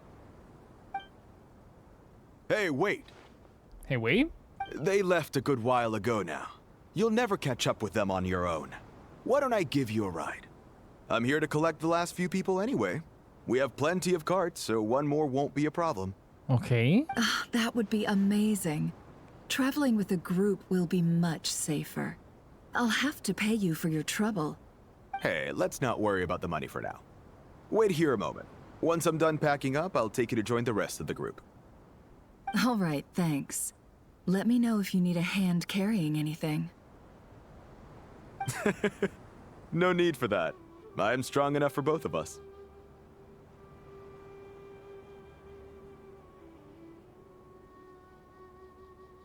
Okay.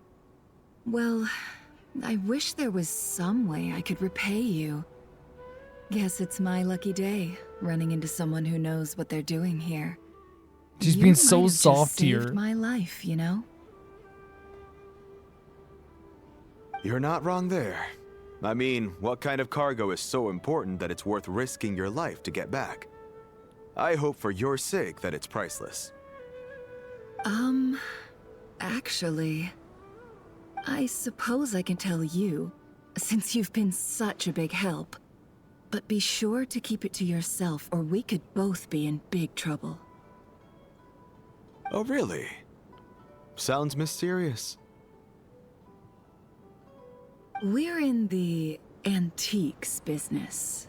You understand? Some of our goods aren't acquired through the most legitimate means. We have to be very discreet when we're selling them. That's why I had to go looking for the missing cargo alone. Oh, is this to entice him in some way? Ah, no wonder. Well, ma'am, in that case, it turns out that maybe there is something you could do for me. Which is... I'm all ears. But to be clear, our commission isn't cheap. Think carefully before you ask. We don't want to ruin our relationship before we even hit the road. I'm sure that won't be a problem. My issue is, I have something that's a little difficult to sell on as well. Take a look at this. Is that the coin? The mercenary reveals the old coin in his hands. Thanks to her dealings, and Nagcry Nefer has seen plenty of antiques in her time and recognizes a very rare, high-value item. The ancient coin used to be a payoff mercenary is made of pure gold. At first glance, it's hard to discern the country of origin. It's sold to an astute collector. It would fetch a very high price. Pure gold? That's quite something. How'd you come across it? Dig it out of some ancient tomb? He's trying to figure out who paid it to him. If you look hard enough, there are many treasures to be found in the mausoleum of King Deshret. It has no distinct Snezhnayan markings. That'll be why he's going with that story. And he clearly doesn't want to arouse suspicion, so he's on the lookout for an opportunity to make a quiet trade. Yeah, which makes sense, right? Yeah, to as quickly as possible get it out of his hands. Surely without you any have trace. an existing business partner. Won't they take it off your hands? I hope I won't be attracting the wrath of my competitors by helping you sell this. The shop I used to work with is having cash flow issues at the moment after losing some money. I'm under enough pressure as it is without having to deal with them. On the off chance anything went wrong, I'd never get my money back. I understand.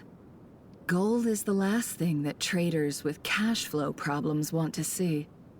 Well, in that case, I think we can work something out. It's so funny that like how good she is at just like, you know, because again, from our perspective, it's just like so unnatural.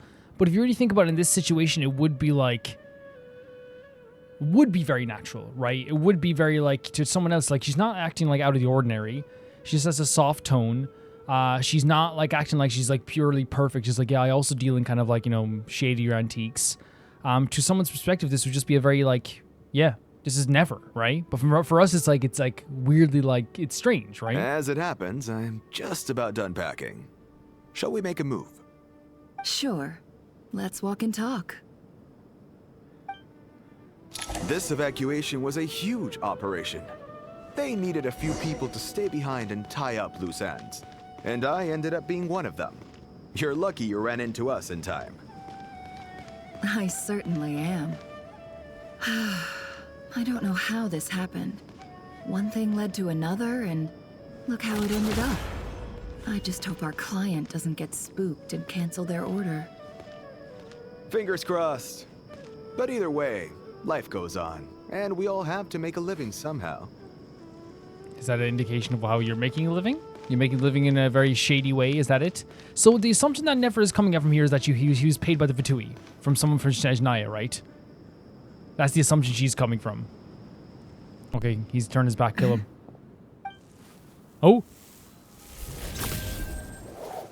Hands where I can see them. Was this enough to arrest him, I guess? I guess if he's saying that he's doing, like, more shady dealings. General Mahamatra! No, wait! What? Oh, was it just to draw him out of the actual caravan rebate itself? Okay. Because when they said smoke him out, I thought they wanted to... Good. Like, to find out more, right? But I guess it's more just like, lead him out of here. Sadly, you won't have the chance to spend it. Nicely done. Looks like Sumeru's Matra are a well-oiled machine nowadays. I mean, Sino's legit the best. He's feared by everyone, loved by all his friends. Unmarked gold coins are quite difficult to trace. Thanks to you, we have secured the evidence. Here's what's gonna happen. Oh my god, this is why he's so like, Sino is like the sweetest sweetheart ever, but then when he gets in this mode, it's like, okay, you're gonna understand why people are afraid of him. Sino nods to the group and then turns and leaves with the suspect. That is so scary. Before long, he returns with the intel he got out of the suspect. That is so Southeast from funny. here, leeward side of the hill. That's where he's meeting his That's contact. so funny. It's like he literally walks off, they fade the screen to black, a few text comes out on the screen, and all you have to do is like use your imagination as to what just happened there as well. Look at the landscape here, man. It's so cool. It looks so good. Great work. Candace tells me your interrogation skills are highly effective. Hers are quickly catching up. She's improved a lot in recent years. Looks like it's over to you for the next step. Because I'm quickest on my feet? Oh my god. Because you know how to trail a target. Plus, it'll be easier to monitor their activity from the air. I mean, that's great, like using your strengths, right? Fine. I'll be quick. Oh, he's so cute. One more thing. The Traveler just brought a message from the Dendro Archon. Once you're done with this, we're to meet up at the mausoleum of King Deshret. Yeah, you gotta meet your mother. Got it. Will do. I love, okay, I'm gonna die. I love that it's like, with Vaughn, it's like, do I have to for everybody? Do I have to? Do I have to? Nahida wants us to show up at the mausoleum of King Deshret. Okay. And of course he wants to see her as well. He wants to make sure she's okay. But he respects, he has so much respect for the Traveler as well, but he has that respect as well. And it's not that he has a disrespect for people. It's just like very clearly like he is, you know, still has that prickly personality, right? And he doesn't give in very easily, right? But when it comes to like Nahida and the Traveler, he's like, okay, you know, I got this, you know?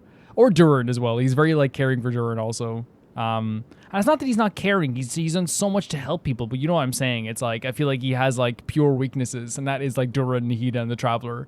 Are you sure you'll be okay on your own? Gee, I don't know. Maybe you should come with me. The sarcasm. Okay. Then Paimon's coming with you. Oh my god, Paimon, that's lovely. Oh, really? You do know this is a stealth operation, right? Oh. Meaning, you have to be quiet. Oh, he just said, are you gonna be able to be quiet? Paimon, are you sure about Wait, this? is this actually happening? Well, Paimon at least wants to give it a Whoa. shot. Like everyone says, if you never try, you'll never know. That is an incredible idea. I never even thought of Paimon going on a stealth mission with Vaughn. Very cool. Okay. That's a really interesting idea. Besides, being the best guide in Teyvat has to count for something. True. This should be a piece of cake. That's such an interesting idea. I never would have thought of that whatsoever. That's such an interesting idea. Fine. Join me if you want. But be warned. If anything goes wrong, I'll have to gag you and shove you into a bush. Oh, poor Paimon. Imagine Paimon getting shoved into a bush. Paimon, he doesn't mean it. You know, I wouldn't let you go with anyone who would actually do that to you. He's just, again, he's being Vaughn. That's what Vaughn speaks like to people as well. But yeah, like that's such a when she was like, I'll go with you. I thought it was gonna be a joke, like, you know, like because Paimon is like, you know, loud technically, you know what I mean? Paimon's so loud actually. I specifically used to use her voice to sync up videos if I forgot to sync at the start. You know, yeah, it's like legitimately like I think a really cool idea that I never would have thought of. No need. Paimon will be super careful. Promise. Look at the worry in the traveler's face as well. Good. Then what are we waiting for? Let's go. This is such a sweet idea, and again, I'm very proud of Paimon as well, right? Because remember, there was a time where Paimon could not be separated from us for like a second, and now here she is going off on her own journeys as well. Like that to me is like a really special thing. It's a really special. It's great. It's so good for her, right? It's such a. Oh, we're actually playing as Vaughn right now, and that's so good as well. Yeah, legitimately, really cool stuff. Like, and I think it's one of those things that, yeah, like, I never thought of the idea. I never thought this could be a possibility. The wind rises. And the two flying people, right? Vaughn and Paimon as well. And also, so, you know, he has, like, again, like, the soft spot of Vaughn being like, fine, come with me. And he has to say, I'm going to throw you in a bush to save face as well, you know? Old Vaughn would have. New Vaughn would not push her in a bush, 100%. But yeah, really interesting. I'm so proud of Paimon for like making that decision to do this for herself. Because again, I thought it was a joke. I thought it was gonna be a joke. Because you know they make jokes, I guess, sometimes where Paimon like, let's go, and the other person goes, no, don't, like, you know, Paimon, you can't, and then they drop it. But in this case, it's like, no, like it's a real thing. And the traveler was so worried about her too. But like I think he's also, you know, proud of her, like, you know, spreading her wings with this stuff also. Wait up! Hey, slow down, will you? We're here. Now we wait. Okay, yeah, cool.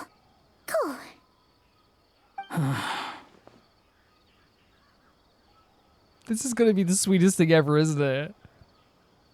What's on your mind, Paimon? Oh. Huh? Nothing? I thought all you cared about besides being a guide was food and sleep. Why the sudden urge to go on a dangerous mission? Yeah, it's a good question, right? What's that supposed to mean? Paimon's been on plenty of dangerous missions before. But not with Vaughn. But never on your own. Yeah. You hardly ever leave the traveler's Very true. side. It's true, and I think it's an interesting question. He's asking it bluntly, but like it is a question we're all wondering as well. But like, you know, yeah. Just saying, I'm kind of at loose ends right now. So if you did want to share, I suppose I'd have to listen. I'd have to listen. If not, suit yourself. Makes no difference to me. He's like, I have to listen. You know what I mean? Which again, he's one of the best listeners and advice givers in the whole game now. You know. It's okay, Paimon. Oh, Paimon. Hey, guy. Do you? No. Paimon No. No. Don't do this to me. Don't do this to me. Don't do this to me. Do not do this to me. No. I can't handle a Paimon thing because she's used the story. I can't handle this. I can't. You're gonna have to patch this out. No, I cannot handle that. No. I can't. What? Where's that coming from? She is not useless, first of all. I cannot handle... no. When we were in Notcry, Paimon suddenly realized something. Even though Paimon's with a traveler don't every think of single it that day, way. whenever we face real danger, she can't do anything to help. No, don't think of it that way. Do not think of it that way. No one expects you to do that. No one wants you to do that. No one is expecting you to physically like hurt someone or protect someone in that way. Paimon doesn't get like this very often. She just got really scared when the traveler got kidnapped that time. What if he never came back? What would Paimon do then? The time with the Tori kidnapping as well, and that obviously affected her. Again, Genshin, when we talk about consequences in Genshin, and I brought this up last year as well, because there was a big topic of consequences. Consequences in worlds like this aren't just like freaking, you know, someone dying or anything like that as well. It's also like the consequences of what happens in any cutscene or any scene, leading to the emotions that people feel for the rest of their, for time afterwards. The traveler getting kidnapped by Dotori led Paimon to fear the idea of ever losing him again, fear the idea of him never coming back, and fear the idea and be scared of the idea that she could do nothing to actually get him back. That's a consequence. That's a consequence of a scene that happened, of an action that happened. That is a consequence. And the more Paimon thought about it, the more useless she Oh, felt. Paimon. But Paimon doesn't want to be a burden. Paimon wants to be a friend who's actually useful. See, the thing is with Paimon here, and I feel so bad. This breaks my heart. This breaks my freaking heart. The thing is with Paimon is that, like, she legitimately, like, is useful. Factually so. The people that deny it just, like, ignore, like, her voice lines. She has found things for us, whether it be, like, finding places to stay or, like, our food or help. She's been a great communicator. A lot of times before, the Traveler was speaking a lot in Nod Karai. She was the one who was doing all the dialogue mostly. She legitimately was. This is just not an opinion. This is not even an opinion. Factually, if you look back from Mondstadt all the way to Nod Karai, and even parts of Nod Karai too, she was still doing that. She was legitimately the anchor of dialogue when it came to our perspective. She was our guide, or the person who spoke for us. When the Raiden Shogun attacked us, she was the first person over there trying to wake us up. She is always someone who backs up for us, speaks up for us. She emotionally supports us, cares about us, keeps us going, motivating us. Paimon being useless is an absolutely ridiculous notion. Does that make any sense? You know, that feeling of just... Oh, it's no. completely useless and... Oh. Paimon probably sounds so ridiculous right now. It's a thing, like... This is so painful, man. It's so painful, because you know what's happening as well is that she's also like... Oh, like, I feel useless, but now she's also feeling like she's being a burden because of her emotions. She's feeling she's being ridiculous, like, expressing her emotions as well. Like, that's so sad. You asked the right person. Boy, do I know that feeling. Stop. No, I'm gonna die. I'm gonna die. Oh, Heka. I'm gonna freaking die. I'm not gonna try and encourage you. What I will say is this. When you start doubting yourself, you have two choices. Give up or change. That was a huge part of Vaughn's story, wasn't it? And he almost gave up. You have to make the decision to move forward. Oh, man. Otherwise, no amount of consultation from other people is gonna help you. And look at Paimon's eyes as well, intently listening to this as well. And honestly, like, it's hitting my heart so hard right now because, like, Vaughn being someone to give to Paimon advice, to me, is absolutely incredible, right? It is a character who has been through so many crazy things in their life of feeling like they let people down, like that their presence in this world was a detriment to the world rather than being a help. They felt this way. So him being the one to give this advice is actually so beautiful. Like, and seeing Paimon so attentive. And again, it's also the idea of Paimon could have talked about this with the Traveler, and the Traveler would have said something like, oh, you're not useless, which is true. Paimon is not useless, but that doesn't usually help people's feelings on this, right? You know? And I do think what Vaughn is doing here, which is actually, I think what he's doing here is like, if you feel useless, he's not saying you are useless. If you do feel useless, right? Then if you want to do more, you can. If you want to do some other things, you can. Maybe step up with some other stuff. Like, no one, because again, we would say the truth, which is you're not useless, but that's not going to quell those feelings inside of her. So ask yourself, what do you want? This is incredible. Stronger, this is incredible. To learn more? Whatever it is, go do it. You won't have any regrets if you can at least say that you tried. This is insane. Oh my god. This is so great. Holy hell, this is so great. And again, he reflects his own life and his own troubles that he went through to other people. He's the best advice giver because he's been through stuff like this and he's been through the ringer. He's asking Paimon, what do you want? And even if you don't get to that point, at least you tried. Look at all the stuff Vaughn is doing now. Learning more, studying, helping people, saving lives, mentoring Doran, all these things in between. I think it's great advice. I do think it's great advice. Something's not right. Shouldn't they be here by now? So before we go any further, I just want to talk about that scene because it's incredible. To me, that is a beautiful piece of advice, right? Because again, it's not him saying you are useless, Paimon. Because again, he's not around enough to be like, are you useless or not, right? He's not. It's him saying, if you feel this way, the best way you're going to like get through this is to either give up or change, right? And if you feel at some points, Paimon, you're useless, again, it's so true. if Paimon came to me right now and said, "Am I useless?" I say, "Paimon, that's ridiculous. Stop. You're not useless." I wouldn't say that's ridiculous. I'd be like, "Paimon, of course you're not useless. Of course you're not." I'd explain how she's not useless, right? But sometimes that doesn't do well to quell. Sometimes you still feel a need for change, for expansion, for expression of yourself, to move forward and to help more people. You feel that. You feel a need for change. And Vaughn, what he's done here is nurtured that in the way where it's like, okay, if you do feel useless, what are you going to do about it? And let's just do it, right? What do you want to do to be more useful? The fact that Paimon went on this trip, though, because she did feel useless, makes me so sad.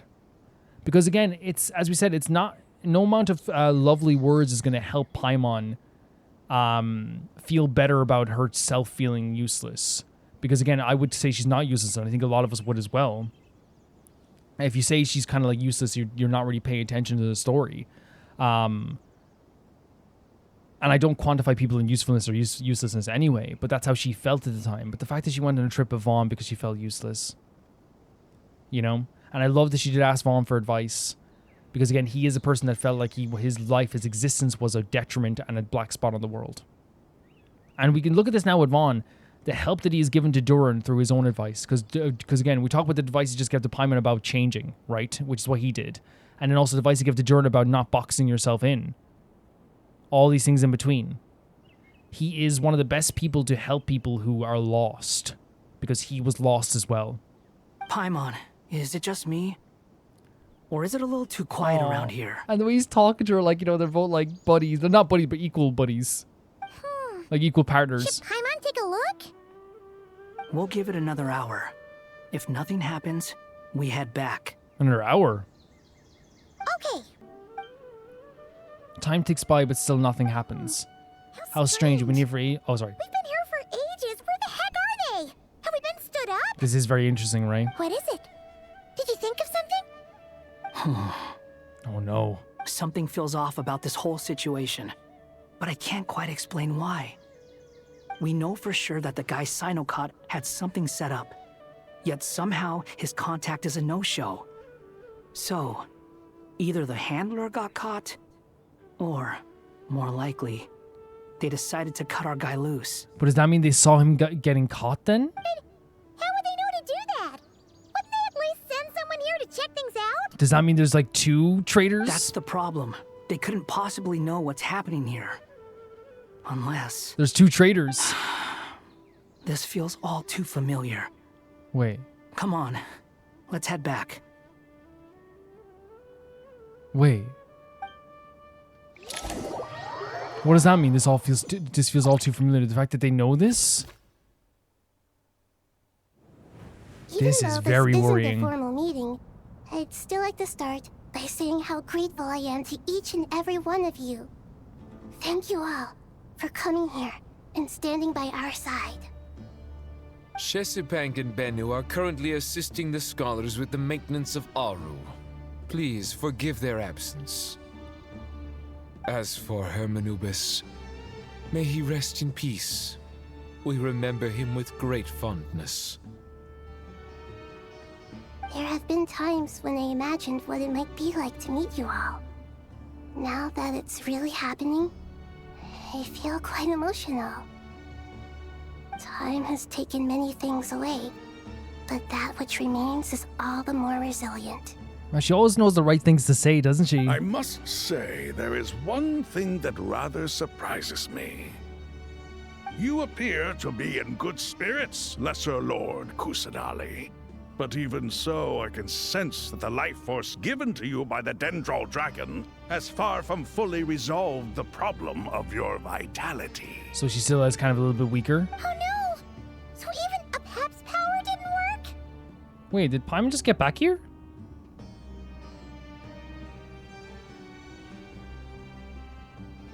Or was this a meeting that happened beforehand? Don't worry, Paimon. It worked very well indeed. Well, I guess if Sino's here, that's possible too. I guess we're saying this is a little bit of time has passed since she got here? The issue is how closely I am tied to Irminsul. Until the problem with it is resolved, there is no way I can fully recover. Oh, okay, so it's like a lifeline in that sense too. A little bit of a critique then, if this is the case. I would love for to have the scene where the Traveler, like, you know, talked to Paimon and Paimon maybe acknowledged, like, not told him what the conversation was, but it was like, yeah, I think my head's clear now, or things are going good now, or something like that. You know what I mean? Unless this is a different timeline I'm weird about. Yeah, I would have loved a scene like that. Yeah, just a simple scene. Sumeru has undergone tremendous changes during your absence. When gods pass away, inevitably, people's faith in them grows weaker. You must have sensed it already. Your power is not what it once was. Regrettably, this is true. Because of the lack of belief as well. I too have grown weaker due to the effects of Irminsul. Right now, we're all in quite a sorry state. Is that why her voice is like a little bit even raspier than before? Then what do you suggest? We take all the help we can get. I love that. Sumeru is our shared home. You and I, gods and humans alike. We must unite all our strength in this moment. Though Al-Ahmar is no longer with us, the alliance between the three gods remains in force. Regardless, as subjects of our king, we have a responsibility to support Sumeru through this catastrophe. I love that's like an ancient alliance still like affecting people today. Not to mention that it was the people of Sumeru who released us from this prison of Aru. Times have changed, and the people of today possess greater wisdom than those of the past. What a great acknowledgement. You really know how to give a rousing speech, Goatee. They have the benefit of hindsight, right? And looking back into the past as well. Now then, let us learn more about your plan. The brightest minds of the Sumeru Academia are busy opening and renovating Aru. They claim it has something to do with Irminsul? Correct. Irminsul has existed in Teyvat since the very beginning. But during the Age of the Dragons, it did not possess the significance it holds today. After the heavenly principles arrived, the power of the Light Realm was divided into elemental energy, and Irminsul was refashioned as a device that records and preserves all information. So that's what changed after, of course, with the time with the dragons as well. So yeah, it was like, yeah, it changed after it was with the dragons, Since then, everything in this world has been inextricably linked to it. As the Dendro Archon, I have a duty to protect Irminsul. To Sumeru, it is both a national treasure and undeniably a major threat. Teyvat has seen many upheavals in the last few years. The most recent of these was a major crisis in Notcry, which forced Sumeru to be even more vigilant than usual. I love them referencing the other areas too, especially like if she knows that Tori was involved in that as well, right? I made sure to monitor all the pathways through which an outsider could potentially transmit themselves into Irminsul. But despite my efforts, a major problem still arose within. I still believe that someone has actively invaded Irminsul. Oh, Jesus Christ. But rather than taking any of the pathways I referred to, the intruder chose instead to utilize the most direct route. And the only one that cannot be protected against. By entering Irminsul through death. Through death? I see what you mean. You cannot simply stop all deceased souls from returning to the ley lines because of a potential invasion that could occur at any time. So they died to enter into Irminsul because there's no other way to enter into Irminsul?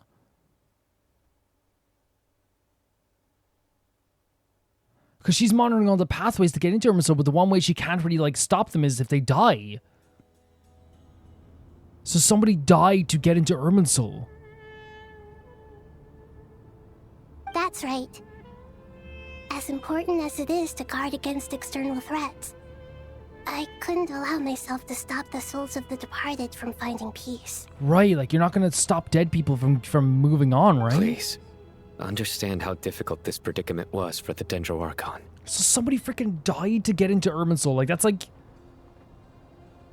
like, you know, bad analogy. Getting killed by the keepers in Bloodborne to get to like a different location. Defense has never been an easy task.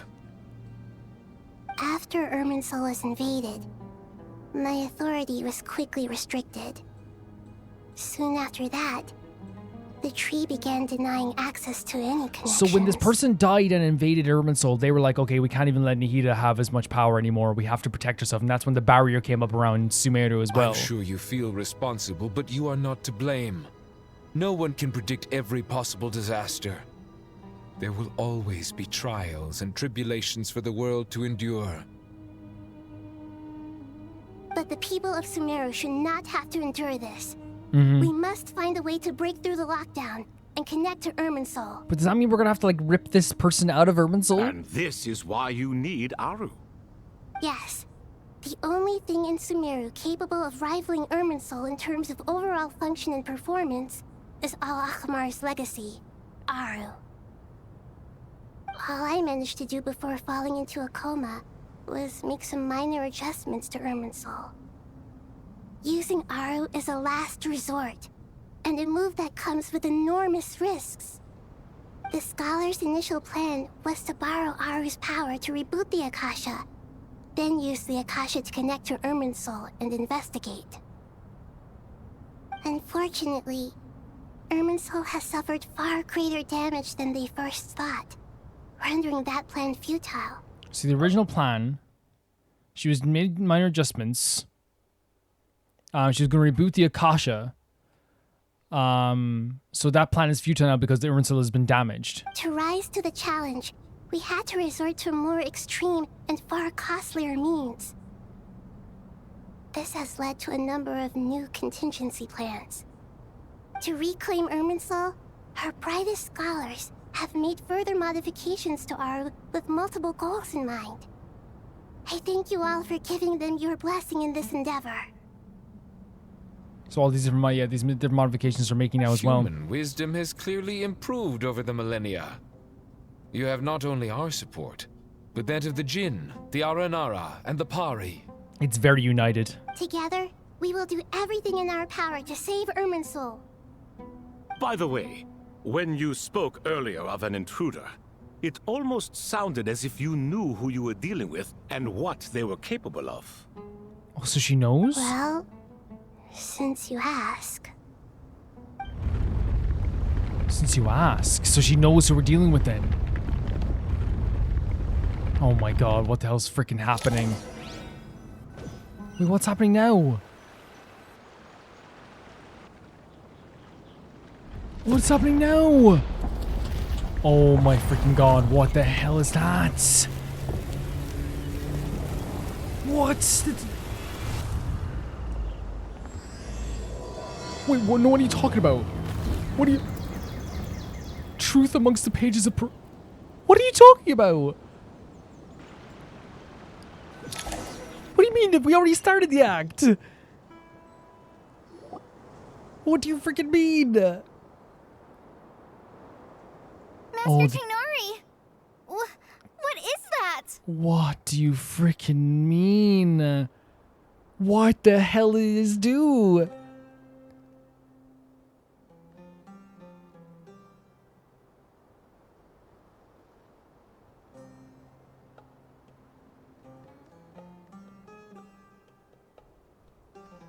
I'm so freaking scared.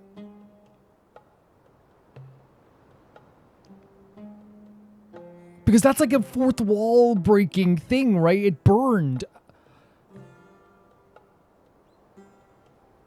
Wait, and then Kale said she saw burning as well, right? Kale said she saw burning as well.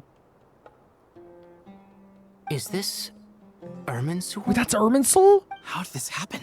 Above ground? What's going on inside? Luckily, we managed to evacuate everyone. This is insane. What in the world was that? That was terrifying! It's so funny because, yeah, the Irminsul coming out of the ground is terrifying. It's just that freaking Act 10 thing showing up was, like, even scarier.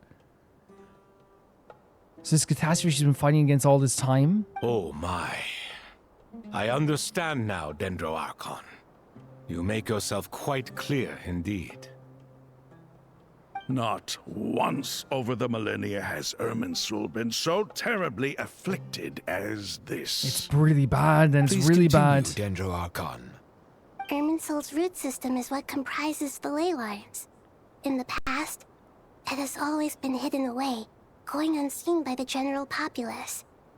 But now, an evil intruder is making it reveal itself. An evil intruder. Well, they would be evil if they're doing this. Someone who died to get in there as well. Nicole is here, by the way. It has become a tree of unbridled greed. A clear sign that a deranged experiment has advanced to a new stage. An experiment. Oh no. Oh no. Oh no. They died to get into the... No.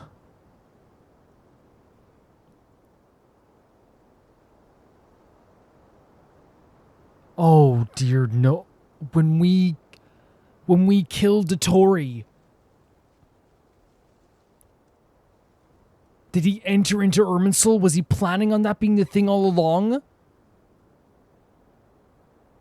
Evil. She knows who it is. Death. An experiment. Blasphemy.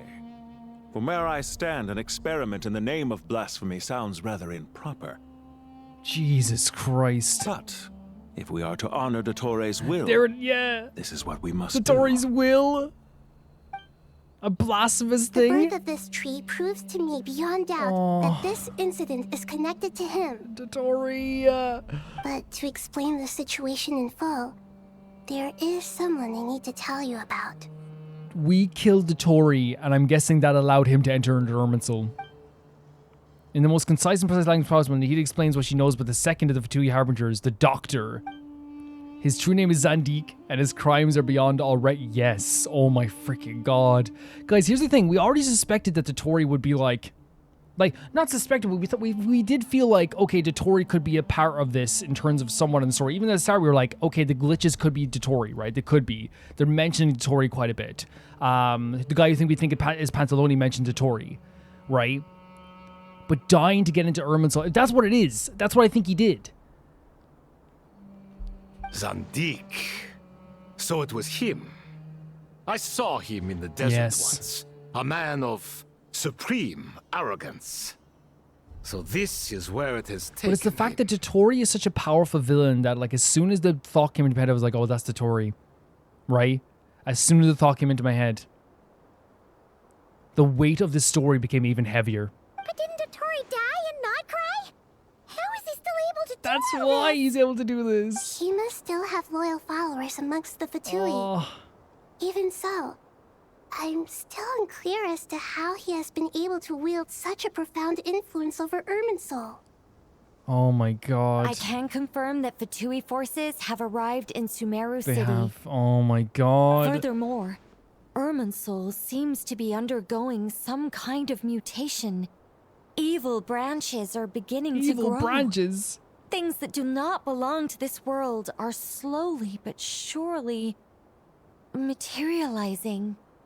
Sorry, I couldn't think of any other word to describe it.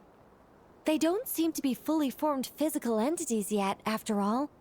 But they are gradually becoming real. This is so freaking crazy. A baleful tree climbing up into the heavens. Wait, no. No, wait. Are they saying it's heading to the heavens? Speaking of Dottore, I have some information on that front. Oh, that's what he was feeling as well at the time too. Do you think he's using it to try and reach the heavenly principles? One recounts how he and Paimon went to the meeting spot only to find no one waiting for them. I didn't think it was wise to state this out in the open. But my theory is, the mole wasn't cut off after he was caught. They wrote him off from the beginning. What? You mean the Fatui never intended to follow through with him?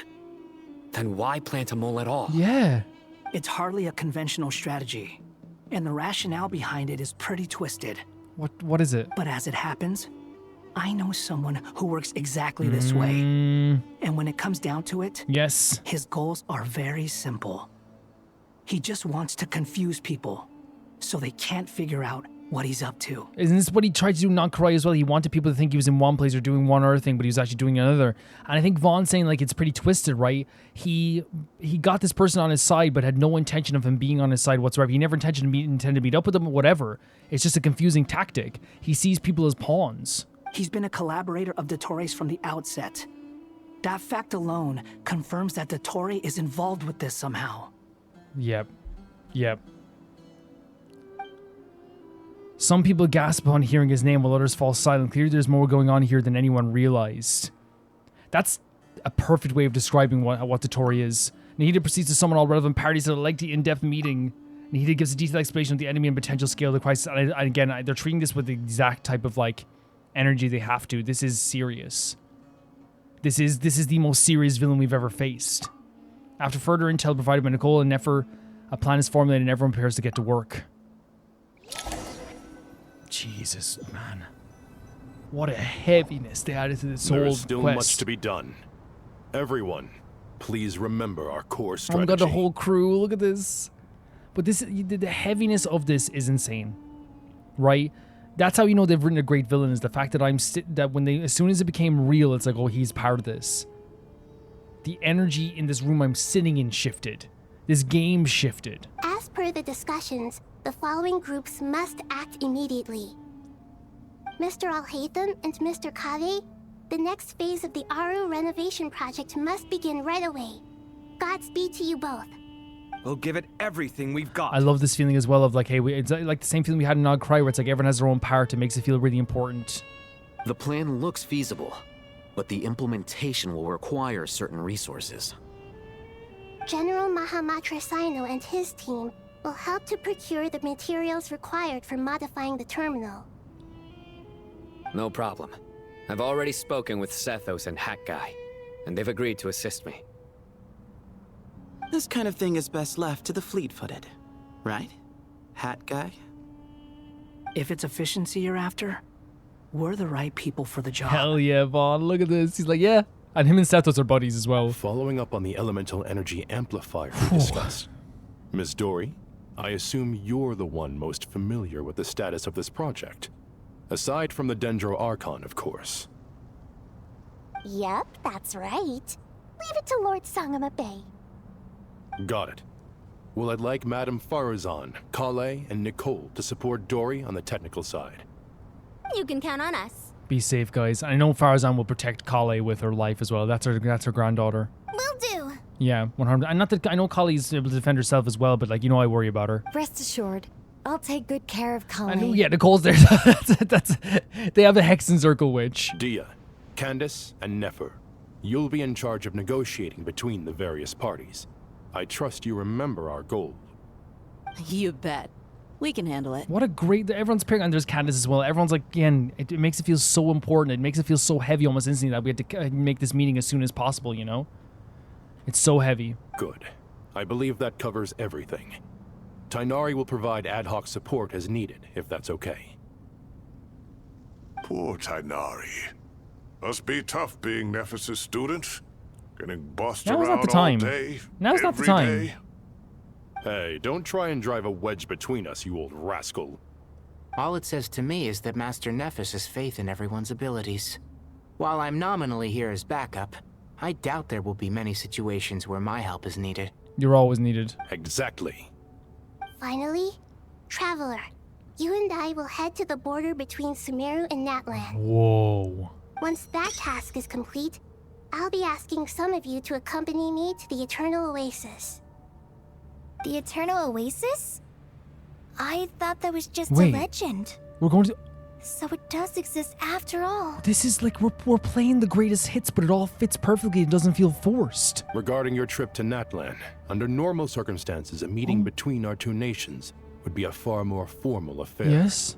Unfortunately, Sumeru is all but completely cut off from the outside world at present. So we're actually going to meet up with Natlan characters too. This is going to be incredible. So regretfully, we won't be able to give the Pyro Archon Mawika the grand reception that she deserves. Oh, of course. My apologies for the inconvenience. Not a problem. We'll do our utmost. Like, and Movika's going to understand so much as well. She's going to understand that so much. We're actually going to meet Movika in this quest as well. Oh my god, this is incredible. This is so good. no point putting too much pressure on yourselves. That goes for everyone. Oh, Mr. Advice. And he's so good with the advice as well. Right. Especially you, Dendro Archon. I'm sure you're still feeling quite weak. Don't worry about me. The Dendro Dragon's life force will sustain me. Plus, we'll be there every step of the way. Nahida will be just fine. Yeah. Yes. I believe in myself. And I believe in every one of you. And that's the important part, isn't it? That's really important. Well, time to get going.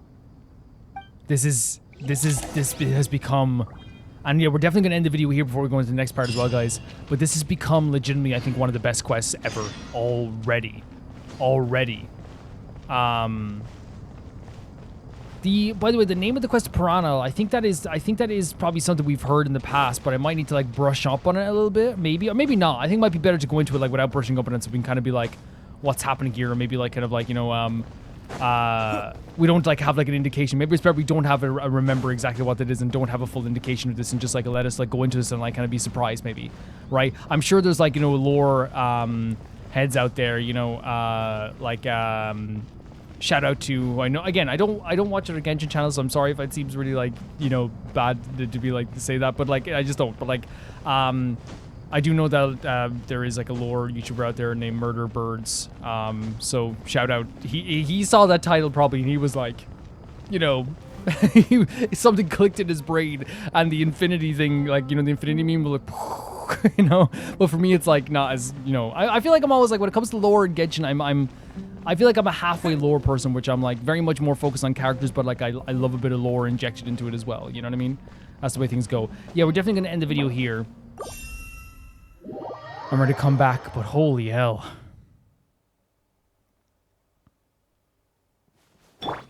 Really unbelievably incredible stuff here again. We'll go to the same place as before as well, which is the...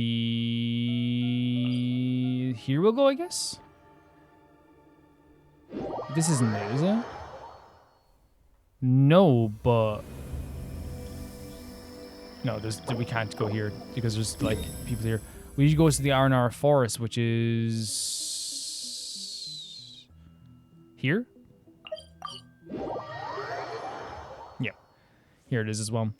And we can chat about all of this and talk about what's happened here in this episode here and then go forward like that. Like that. Oh, did I get stuff? Thank you. Nope, nearly went to the side menu, which we don't want to do because I don't want to see the splash art for this whole quest. I used to take long walks in Silver Moon Hall every day, so don't worry about me. I think that what Genshin has done really well with the Dotori stuff is create a character that is almost like he transcends the idea of being just like a regular villain. He's no longer just a bad guy. His name itself kind of invokes emotions that are beyond just like, oh, that's that guy.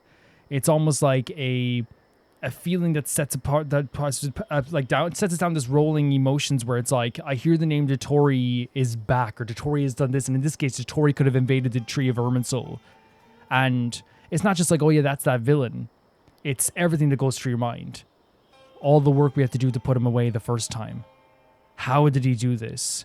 Why does he keep doing this? He won't stop. And we know why. Like, obviously, it's because he wants to change the order of the world. But you know what I mean? Like, his name invokes 30 different emotions at the same time and instills fear into not just us as players, but into this world. He's almost transcended the idea of being a villain, and he's more of just like even like an idea that is attached to like a character now. You know what I mean? He's an incredible villain because even when he's not even physically here in the quest right in front of us, even when he hasn't shown up and he hasn't made himself known, like he still has everyone on the move. You know what I mean? He still has all, like, he's still, and again, that's because obviously, like, it's, you need to, and that's why he is such a great villain. The fact that, like, as soon as, like, Nahida was like, oh yeah, this is, like, the Tories involved somehow, everybody knew what this meant, right? Everyone understood what this meant. And when Nahida explained it to the people that didn't, it's like, oh yeah, I understand what this means as well.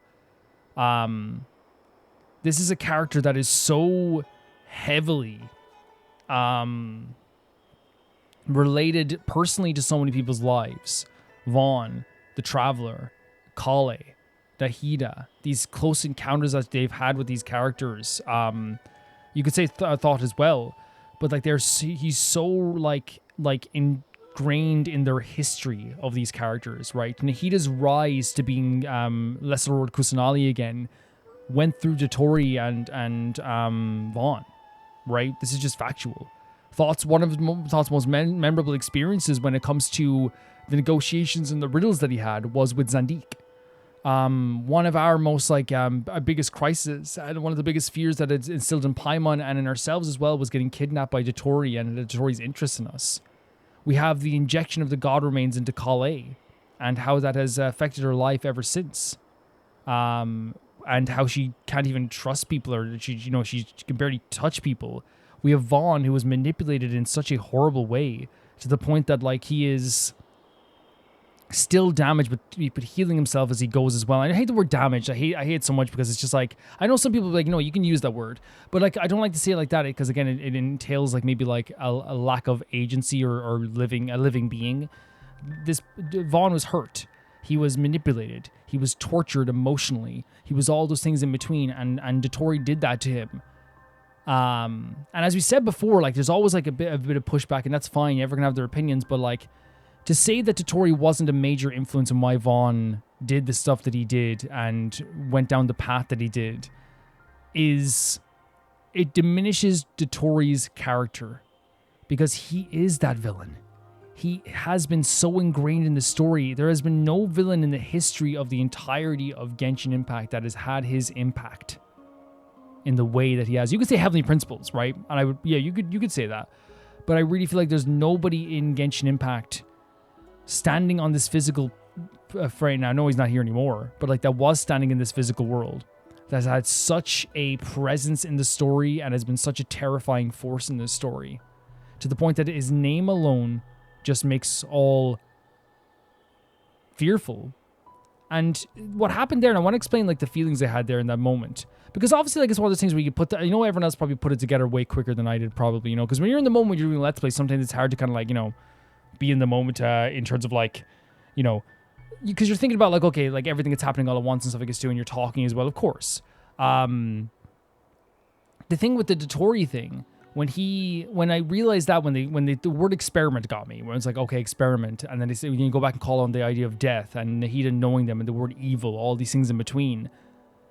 The realization of Dotori being involved in this, it wasn't that like I was like totally shocked and surprised to see that like he has a moment or a part in this, because he's already been mentioned, and we said before in like 2 episodes ago, we were like Dotori like could be back. Right, that was a possibility of one of people's theories, because we talked about the 2 theories. It was either the Heavenly Principles or it was Dotori doing these glitches, right? We now probably can assume, right, in my view, that the glitches that were happening were him in Irminsul, I'm guessing maybe, right? Where maybe that's when he invaded Irminsul. But my feeling in those moments weren't a feeling of like, there's no way Dotori can be doing something else. It was more of a case of like, oh no, he's doing something else, right? And my head got flushed, and I felt like tingly in a bad way. When you feel kind of like nervous, and like I had my hands over my face and everything. It really was a moment of like, oh my god, oh no, because that's what he does. That's the feeling that his name invokes. And what Nahida is saying is, and this is my view as well, kind of adding stuff to it as well.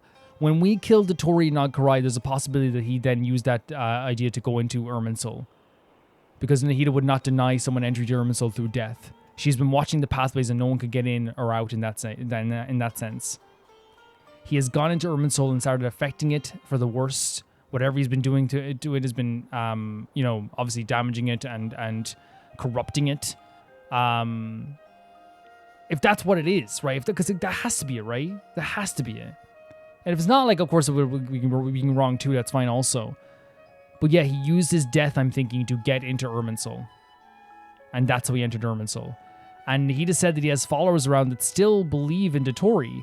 And this other Fatui member, who again, we still are like going under the assumption in our mind that it could be Pantalone, right?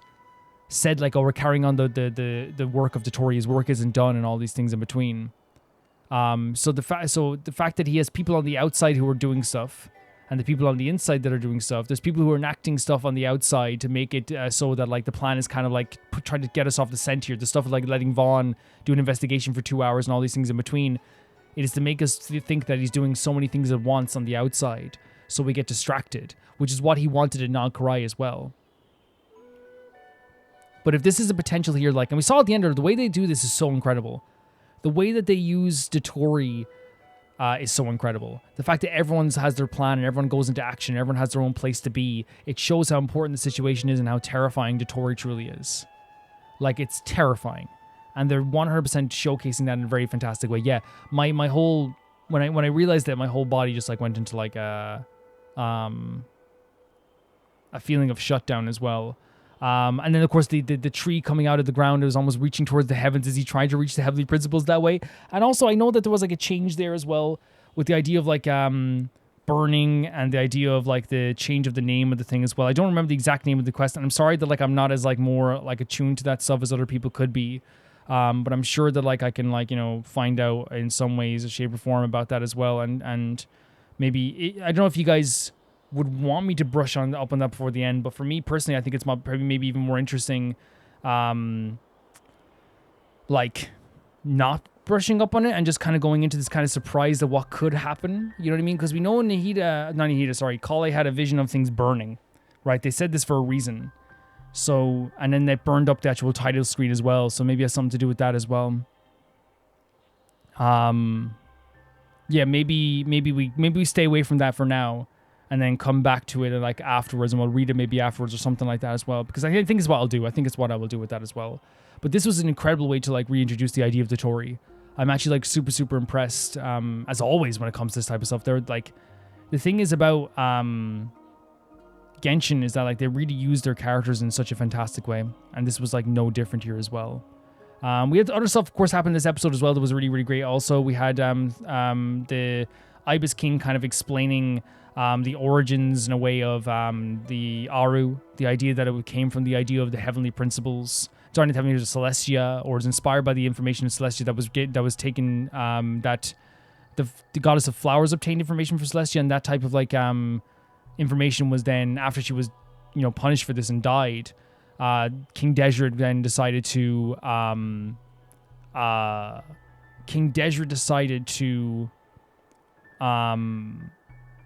use that technology and not let her life be in vain, and use it to create the Aru. And then the Aru then was something that inspired afterwards the Akasha. So it was like this kind of this same wavelength of information, you know, giving people information and imparting information. And I know the Aura is like a little bit different in that sense as well, but like it was kind of like this inspirational thing over time, I guess, as well. But of course, they reinforced the idea of the relationship between the goddess of flowers and King Desert, and how King Desert would use this information that was given to him in a bad way, but he actually cared about these other characters, even though King Desert wasn't perfect in any way, shape, or form.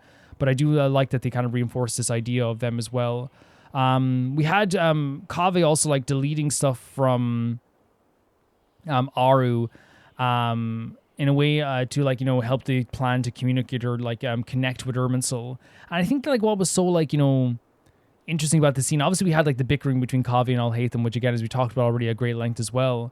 But it shows that like Alhaitham and Kaveh can work together and do work together very well. And I thought it was a really great scene in that sense also. Because they're not, while they do bicker a lot, they also are like two characters that like have a talent, you know, they know each other's strengths, and they also like have like a similar viewpoints, I suppose, when it comes to this stuff as well. So like you can tell that they actually are like working really hard with this stuff also. But yeah, like they're showing everyone working really hard, everyone's doing their part. We had the arguments between Kaveh and Alhaitham, which to me it's one of those situations where like I talked about it at length already, what the whole conversation was. How, you know, they bicker all the time and all this stuff too. But yeah, I still love them. I still think they love each other as well. I still think that they care about each other. But of course, it's one of those situations where they just can't stop fighting with each other. Which again, Genshin has like really made that joke like into something that's like really used to. Oh, just to expand on something else they said before as well, which I really love the idea as well, where they talk about King Desert's like admiration and love for King Daedra's love and admiration for the goddess of flowers was, they called it kind of like it was a prison, and also at the same time it was a it was restraints, and also was a pillar or a monument. And I love that expression, because it's the idea of doing all you can for the person that you love and the person that you care about, right? And being so willing to do that as well for the person you care about. He kind of like changed, he kind of stifled his own ambitions because he didn't want to like go against Rukkhadevata or the goddess of flowers. And that notion of like, you know, restraining yourself for your ambitions because you care about someone is such a beautiful idea. It's such a beautiful ideal as well. And the pillar aspect is obviously, you know, it can be a thing where you put someone on a pedestal, and it can be like this thing that like this monument where you show your care for someone, your love for someone. So while he was like had a monument to the goddess of flowers, it also acted in some ways as a restraint as well, which I think works really, really well also. We also had a beautiful scene between Tanari and the two boys as well, Kavi and Alhaitham, and I love the scene too because it shows that, like, again, the relationships and the characters that we have here in the story are incredible. Like, I genuinely love them so much. And this scene was just showing that Tanari, well, two things. It showed a lot of things here. It showed, first of all, that Tanari, of course, is very worried about Kale, right? And he's worried about her growing up and worried about her getting better and all this stuff as well. Because while it is like something that he's very proud of, it's also like, oh, he wished he could be doing more. And I love this scene just because it shows like this very real feeling of like time is passing. The world is getting obviously bigger for Kale as well. She's doing more stuff with her life as well. And he can't stop it. It really can't, you know, you can't stop that progress, even though like maybe in some ways they might want to. But the uniting force I love between this bickering that was between Alhaitham and Kavi was Kale. They got to talk about Kale and the how proud they are of her and the support they have for her as well. But I just thought it was really beautiful hearing Tanari talk about Kale in that fashion too, you know? How she has grown, how she's gotten so much, you know, bigger, and she's doing much more things. And that's all, and that is a lot due to like Tanari and Sino. Like it is, like it's Kale as well, but Tanari and Sino as well, because Kale went through so much, but like, you know, the help of Tanari and Sino has been like absolutely invaluable for that girl as well. It's such a beautiful sequence as well. We had the return of Nahida thanks to a pep, which once again, I love the description. Again, we're talking about characterization. I love the description of a pep here as well, which is a character who has an oasis hiding amongst this sandstorm.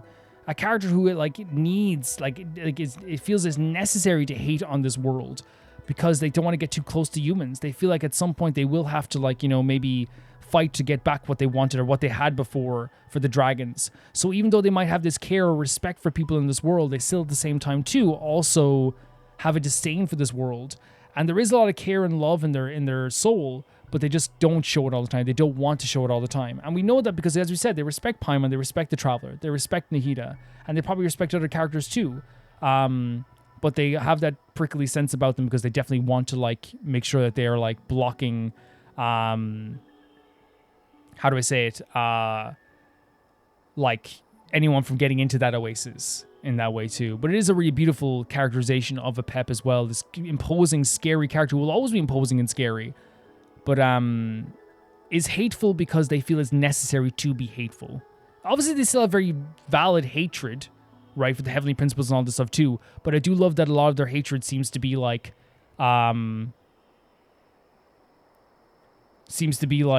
thing where they feel it's necessary to be hateful towards these people. Which again, I'm not doubting her at all. I think it's actually like we support her hatred in a lot of ways too. But it's just like the way things go, I suppose, as well. Yeah, and she helped Nahida. Nahida's not a full strength, but she did help Nahida, and she sees it as like a way, like I guess, like maybe to feel even. But I think also she's showing that she does care as well. We had the R&R and Sora show up, which again emphasizes the idea that everybody is feeling the effects of what's happening here. They're all showing up at the same time. And that's been a big theme of in this entire story, is that everyone's been like, okay, we have to do this. We have to work out and work this out. We have to try our best here. Everyone has to come together. Everything's going to be destroyed. They want to help out. And it's a really sweet moment as well with all the R&R wanting to help out, but they're also scared. And Nahida being very gentle with them and allowing them to like help out, but also saying like, hey, you might have to show yourself if you want to help people out too. And you can help people with their dreams and make people feel better. Because what they're doing here, as she says, restoring confidence to people as well. And that's what you want to do when Nahida's showing back up too.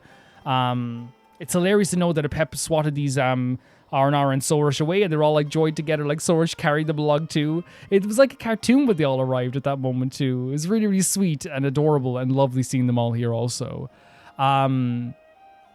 yeah, just really, really adorable. Really adorable. And so happy to have them back. It's like, this is what's so great about this quest. And we talk about this at the end as well, but I love this quest and like how they're using their characters. Because it never feels forced, and it feels like everyone's coming together under one banner to stop this whole scary thing from happening as well. It's very, very perfect. It really is.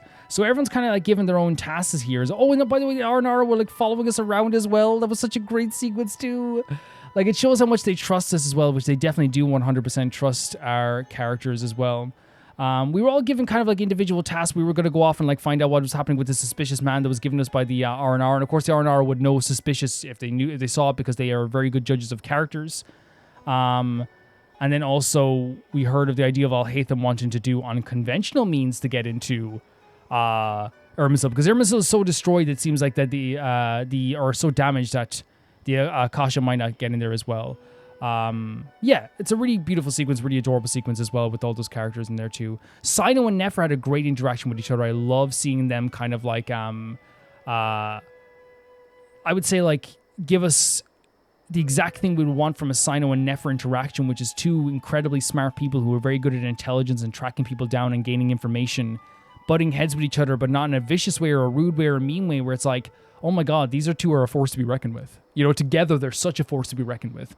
And that combination actually works really, really well, especially when Sino realizes that Nefer could be someone that could find the suspicious person, because she's not someone who's well known here in Sumeru. And she's also impressed with Sino, like, obviously finding all this information before she even did as well. But, like, yeah, it is like a real thing where it's like that. She's impressed and he's impressed. And they're both, like, working together in a really, really beautiful way. Just great interactions, great dynamic. And it's one of the things about Genshin we talk about all the time. They use their characters in a way that's never, like, feels out of place. It's always like a thing where it's like, yeah, of course they would act that way. Of course they would say that. Of course that would happen. You know, of course Nefer and Sino meeting up with each other during a big scary mission is going to lead to the two of them exchanging information and becoming these, like, you know, this powerful force together, you know, because they both work in the kind of like, in parts of their jobs are similar, right? Obviously Sino then eventually will become something much different, but like they both deal in information. They both deal in tracking people down and all this stuff too. But yeah, really great interaction between the two of them. But it was all to find this one guy who had this coin, who apparently was dealing with the people who, the Fatui, right? The Fatui who were infiltrating this into Sumeru. And this led to probably one of my favorite moments in the history of Genshin Impact, and that is the Vaughn Paimon stakeout. Vaughn as a character is legitimately, I would say, if you talk about the best stories in Genshin Impact, I always say top 3, just because I don't want to give him one, because like I might do it like if I ever do a video I want to like really think about it, because I think, you know, Columbina I think of Navi, I think of Vaughn, but Vaughn's story, I think it's like hard to argue that it, like, if someone said to me like right now it's like, yeah, I think it's the best, I'd be like, what can I do to argue? You know what I mean? What can I argue against that? I can't think of any arguments against the idea. Just like the same, I think if someone came to me and said, actually I think Columbina's arc is the best arc, I would say like, okay, like, yeah, that's an incredible arc too, it really is. But I think what's going to happen with Columbina, in my view, is that her arc is going to become even more incredible as time goes on, you know, and as well. But I think Vaughn's arc, like it already is incredible, but it's going to become even more incredible. Just like Vaughn's arc becomes more and more incredible every time we see him as well. And the reason why this moment was great is because Paimon originally was just like, yeah, I'd love to go on a stakeout with Vaughn. And originally I thought it was a joke, but then like you realize, oh, it's serious, you know, and you're kind of like wondering, okay, why does she want to do this? This is like, you know, Paimon never usually likes to be separated from the Traveler. But we realize something very, very sad, and that is Paimon is starting to feel a bit useless. And here's the thing, as you know, I said already, I've talked about the reasons why she's not useless. I don't have to go into it again. You know, you guys know the reason why I don't think she's useless whatsoever. But that doesn't change the feeling that you can have, right? And I love the way Vaughn dealt with this, because again, while I would have dealt with it by being like, Paimon, you're not useless, this is all the stuff that you did, right? But Paimon's aware of all the stuff she did. Paimon knows she's there by the Traveler's side. Paimon knows that she was like the first person to try and save him from the Raging Shogun, even though she was like terrified. Paimon knows that she's like, you know, been the spokesperson for the Traveler for, you know, 5 years at this stage, right? She knows this. She's aware of this. But that doesn't change the self-doubt that you have about yourself, right? If I go into some situation with a friend and I'm like saying like, man, you know, I don't like my style. I don't like my clothing style. I think I look bad. And he goes, dude, you look great. Come on, you know, while it's a lovely sentiment and it might be true in his perspective, right? It can kind of be a thing where it's like, and maybe he goes like, oh yeah, but you wore this out. Remember you wore that outfit that time and everyone was complimenting and it looked really good and all this stuff. And you can say all this stuff. But what if like they went for the Vaughn approach and instead went, okay, and what is about your style you don't think you like? And it's like, oh, well, I don't think I wear like baggy clothes very well, so I like maybe it's like, okay, let's change that. If you want to change it, let's see what you would like, and let's go shopping or something like that. I think that's what Vaughn was obviously not go shopping, but Vaughn took the time here to listen to Paimon and basically said to her answer, do you feel useless? It's not just saying like, oh yeah, you're not useless, because he wasn't saying she was useless, but he's saying if you feel that way, right? You have time to change what you feel that you're doing wrong. You have time to do something different, right? Either you change or you just like stop. You know what I mean? And the reason why that's so important from him is the same reason why, not the same reason, but like a similar reason why it was important when he gave the advice to Durin. Vaughn is someone who believed not only like he was useless to the world, but felt like he was a detriment to the world. So getting to compliment, getting to say to Paimon, give advice to Paimon and say like, actually you could be like, it's not, you're not useless, but it's like, you could change what you perceive to be things that you don't think are good, right?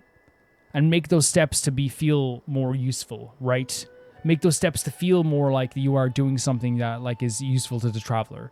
And I think that's what's like really, really lovely about it. It was like a very practical, while being emotional piece of advice. Like really, like legitimately, that's what it was. I think it was actually really, really well done and a really great sequence, honestly. Especially since it's one of those situations where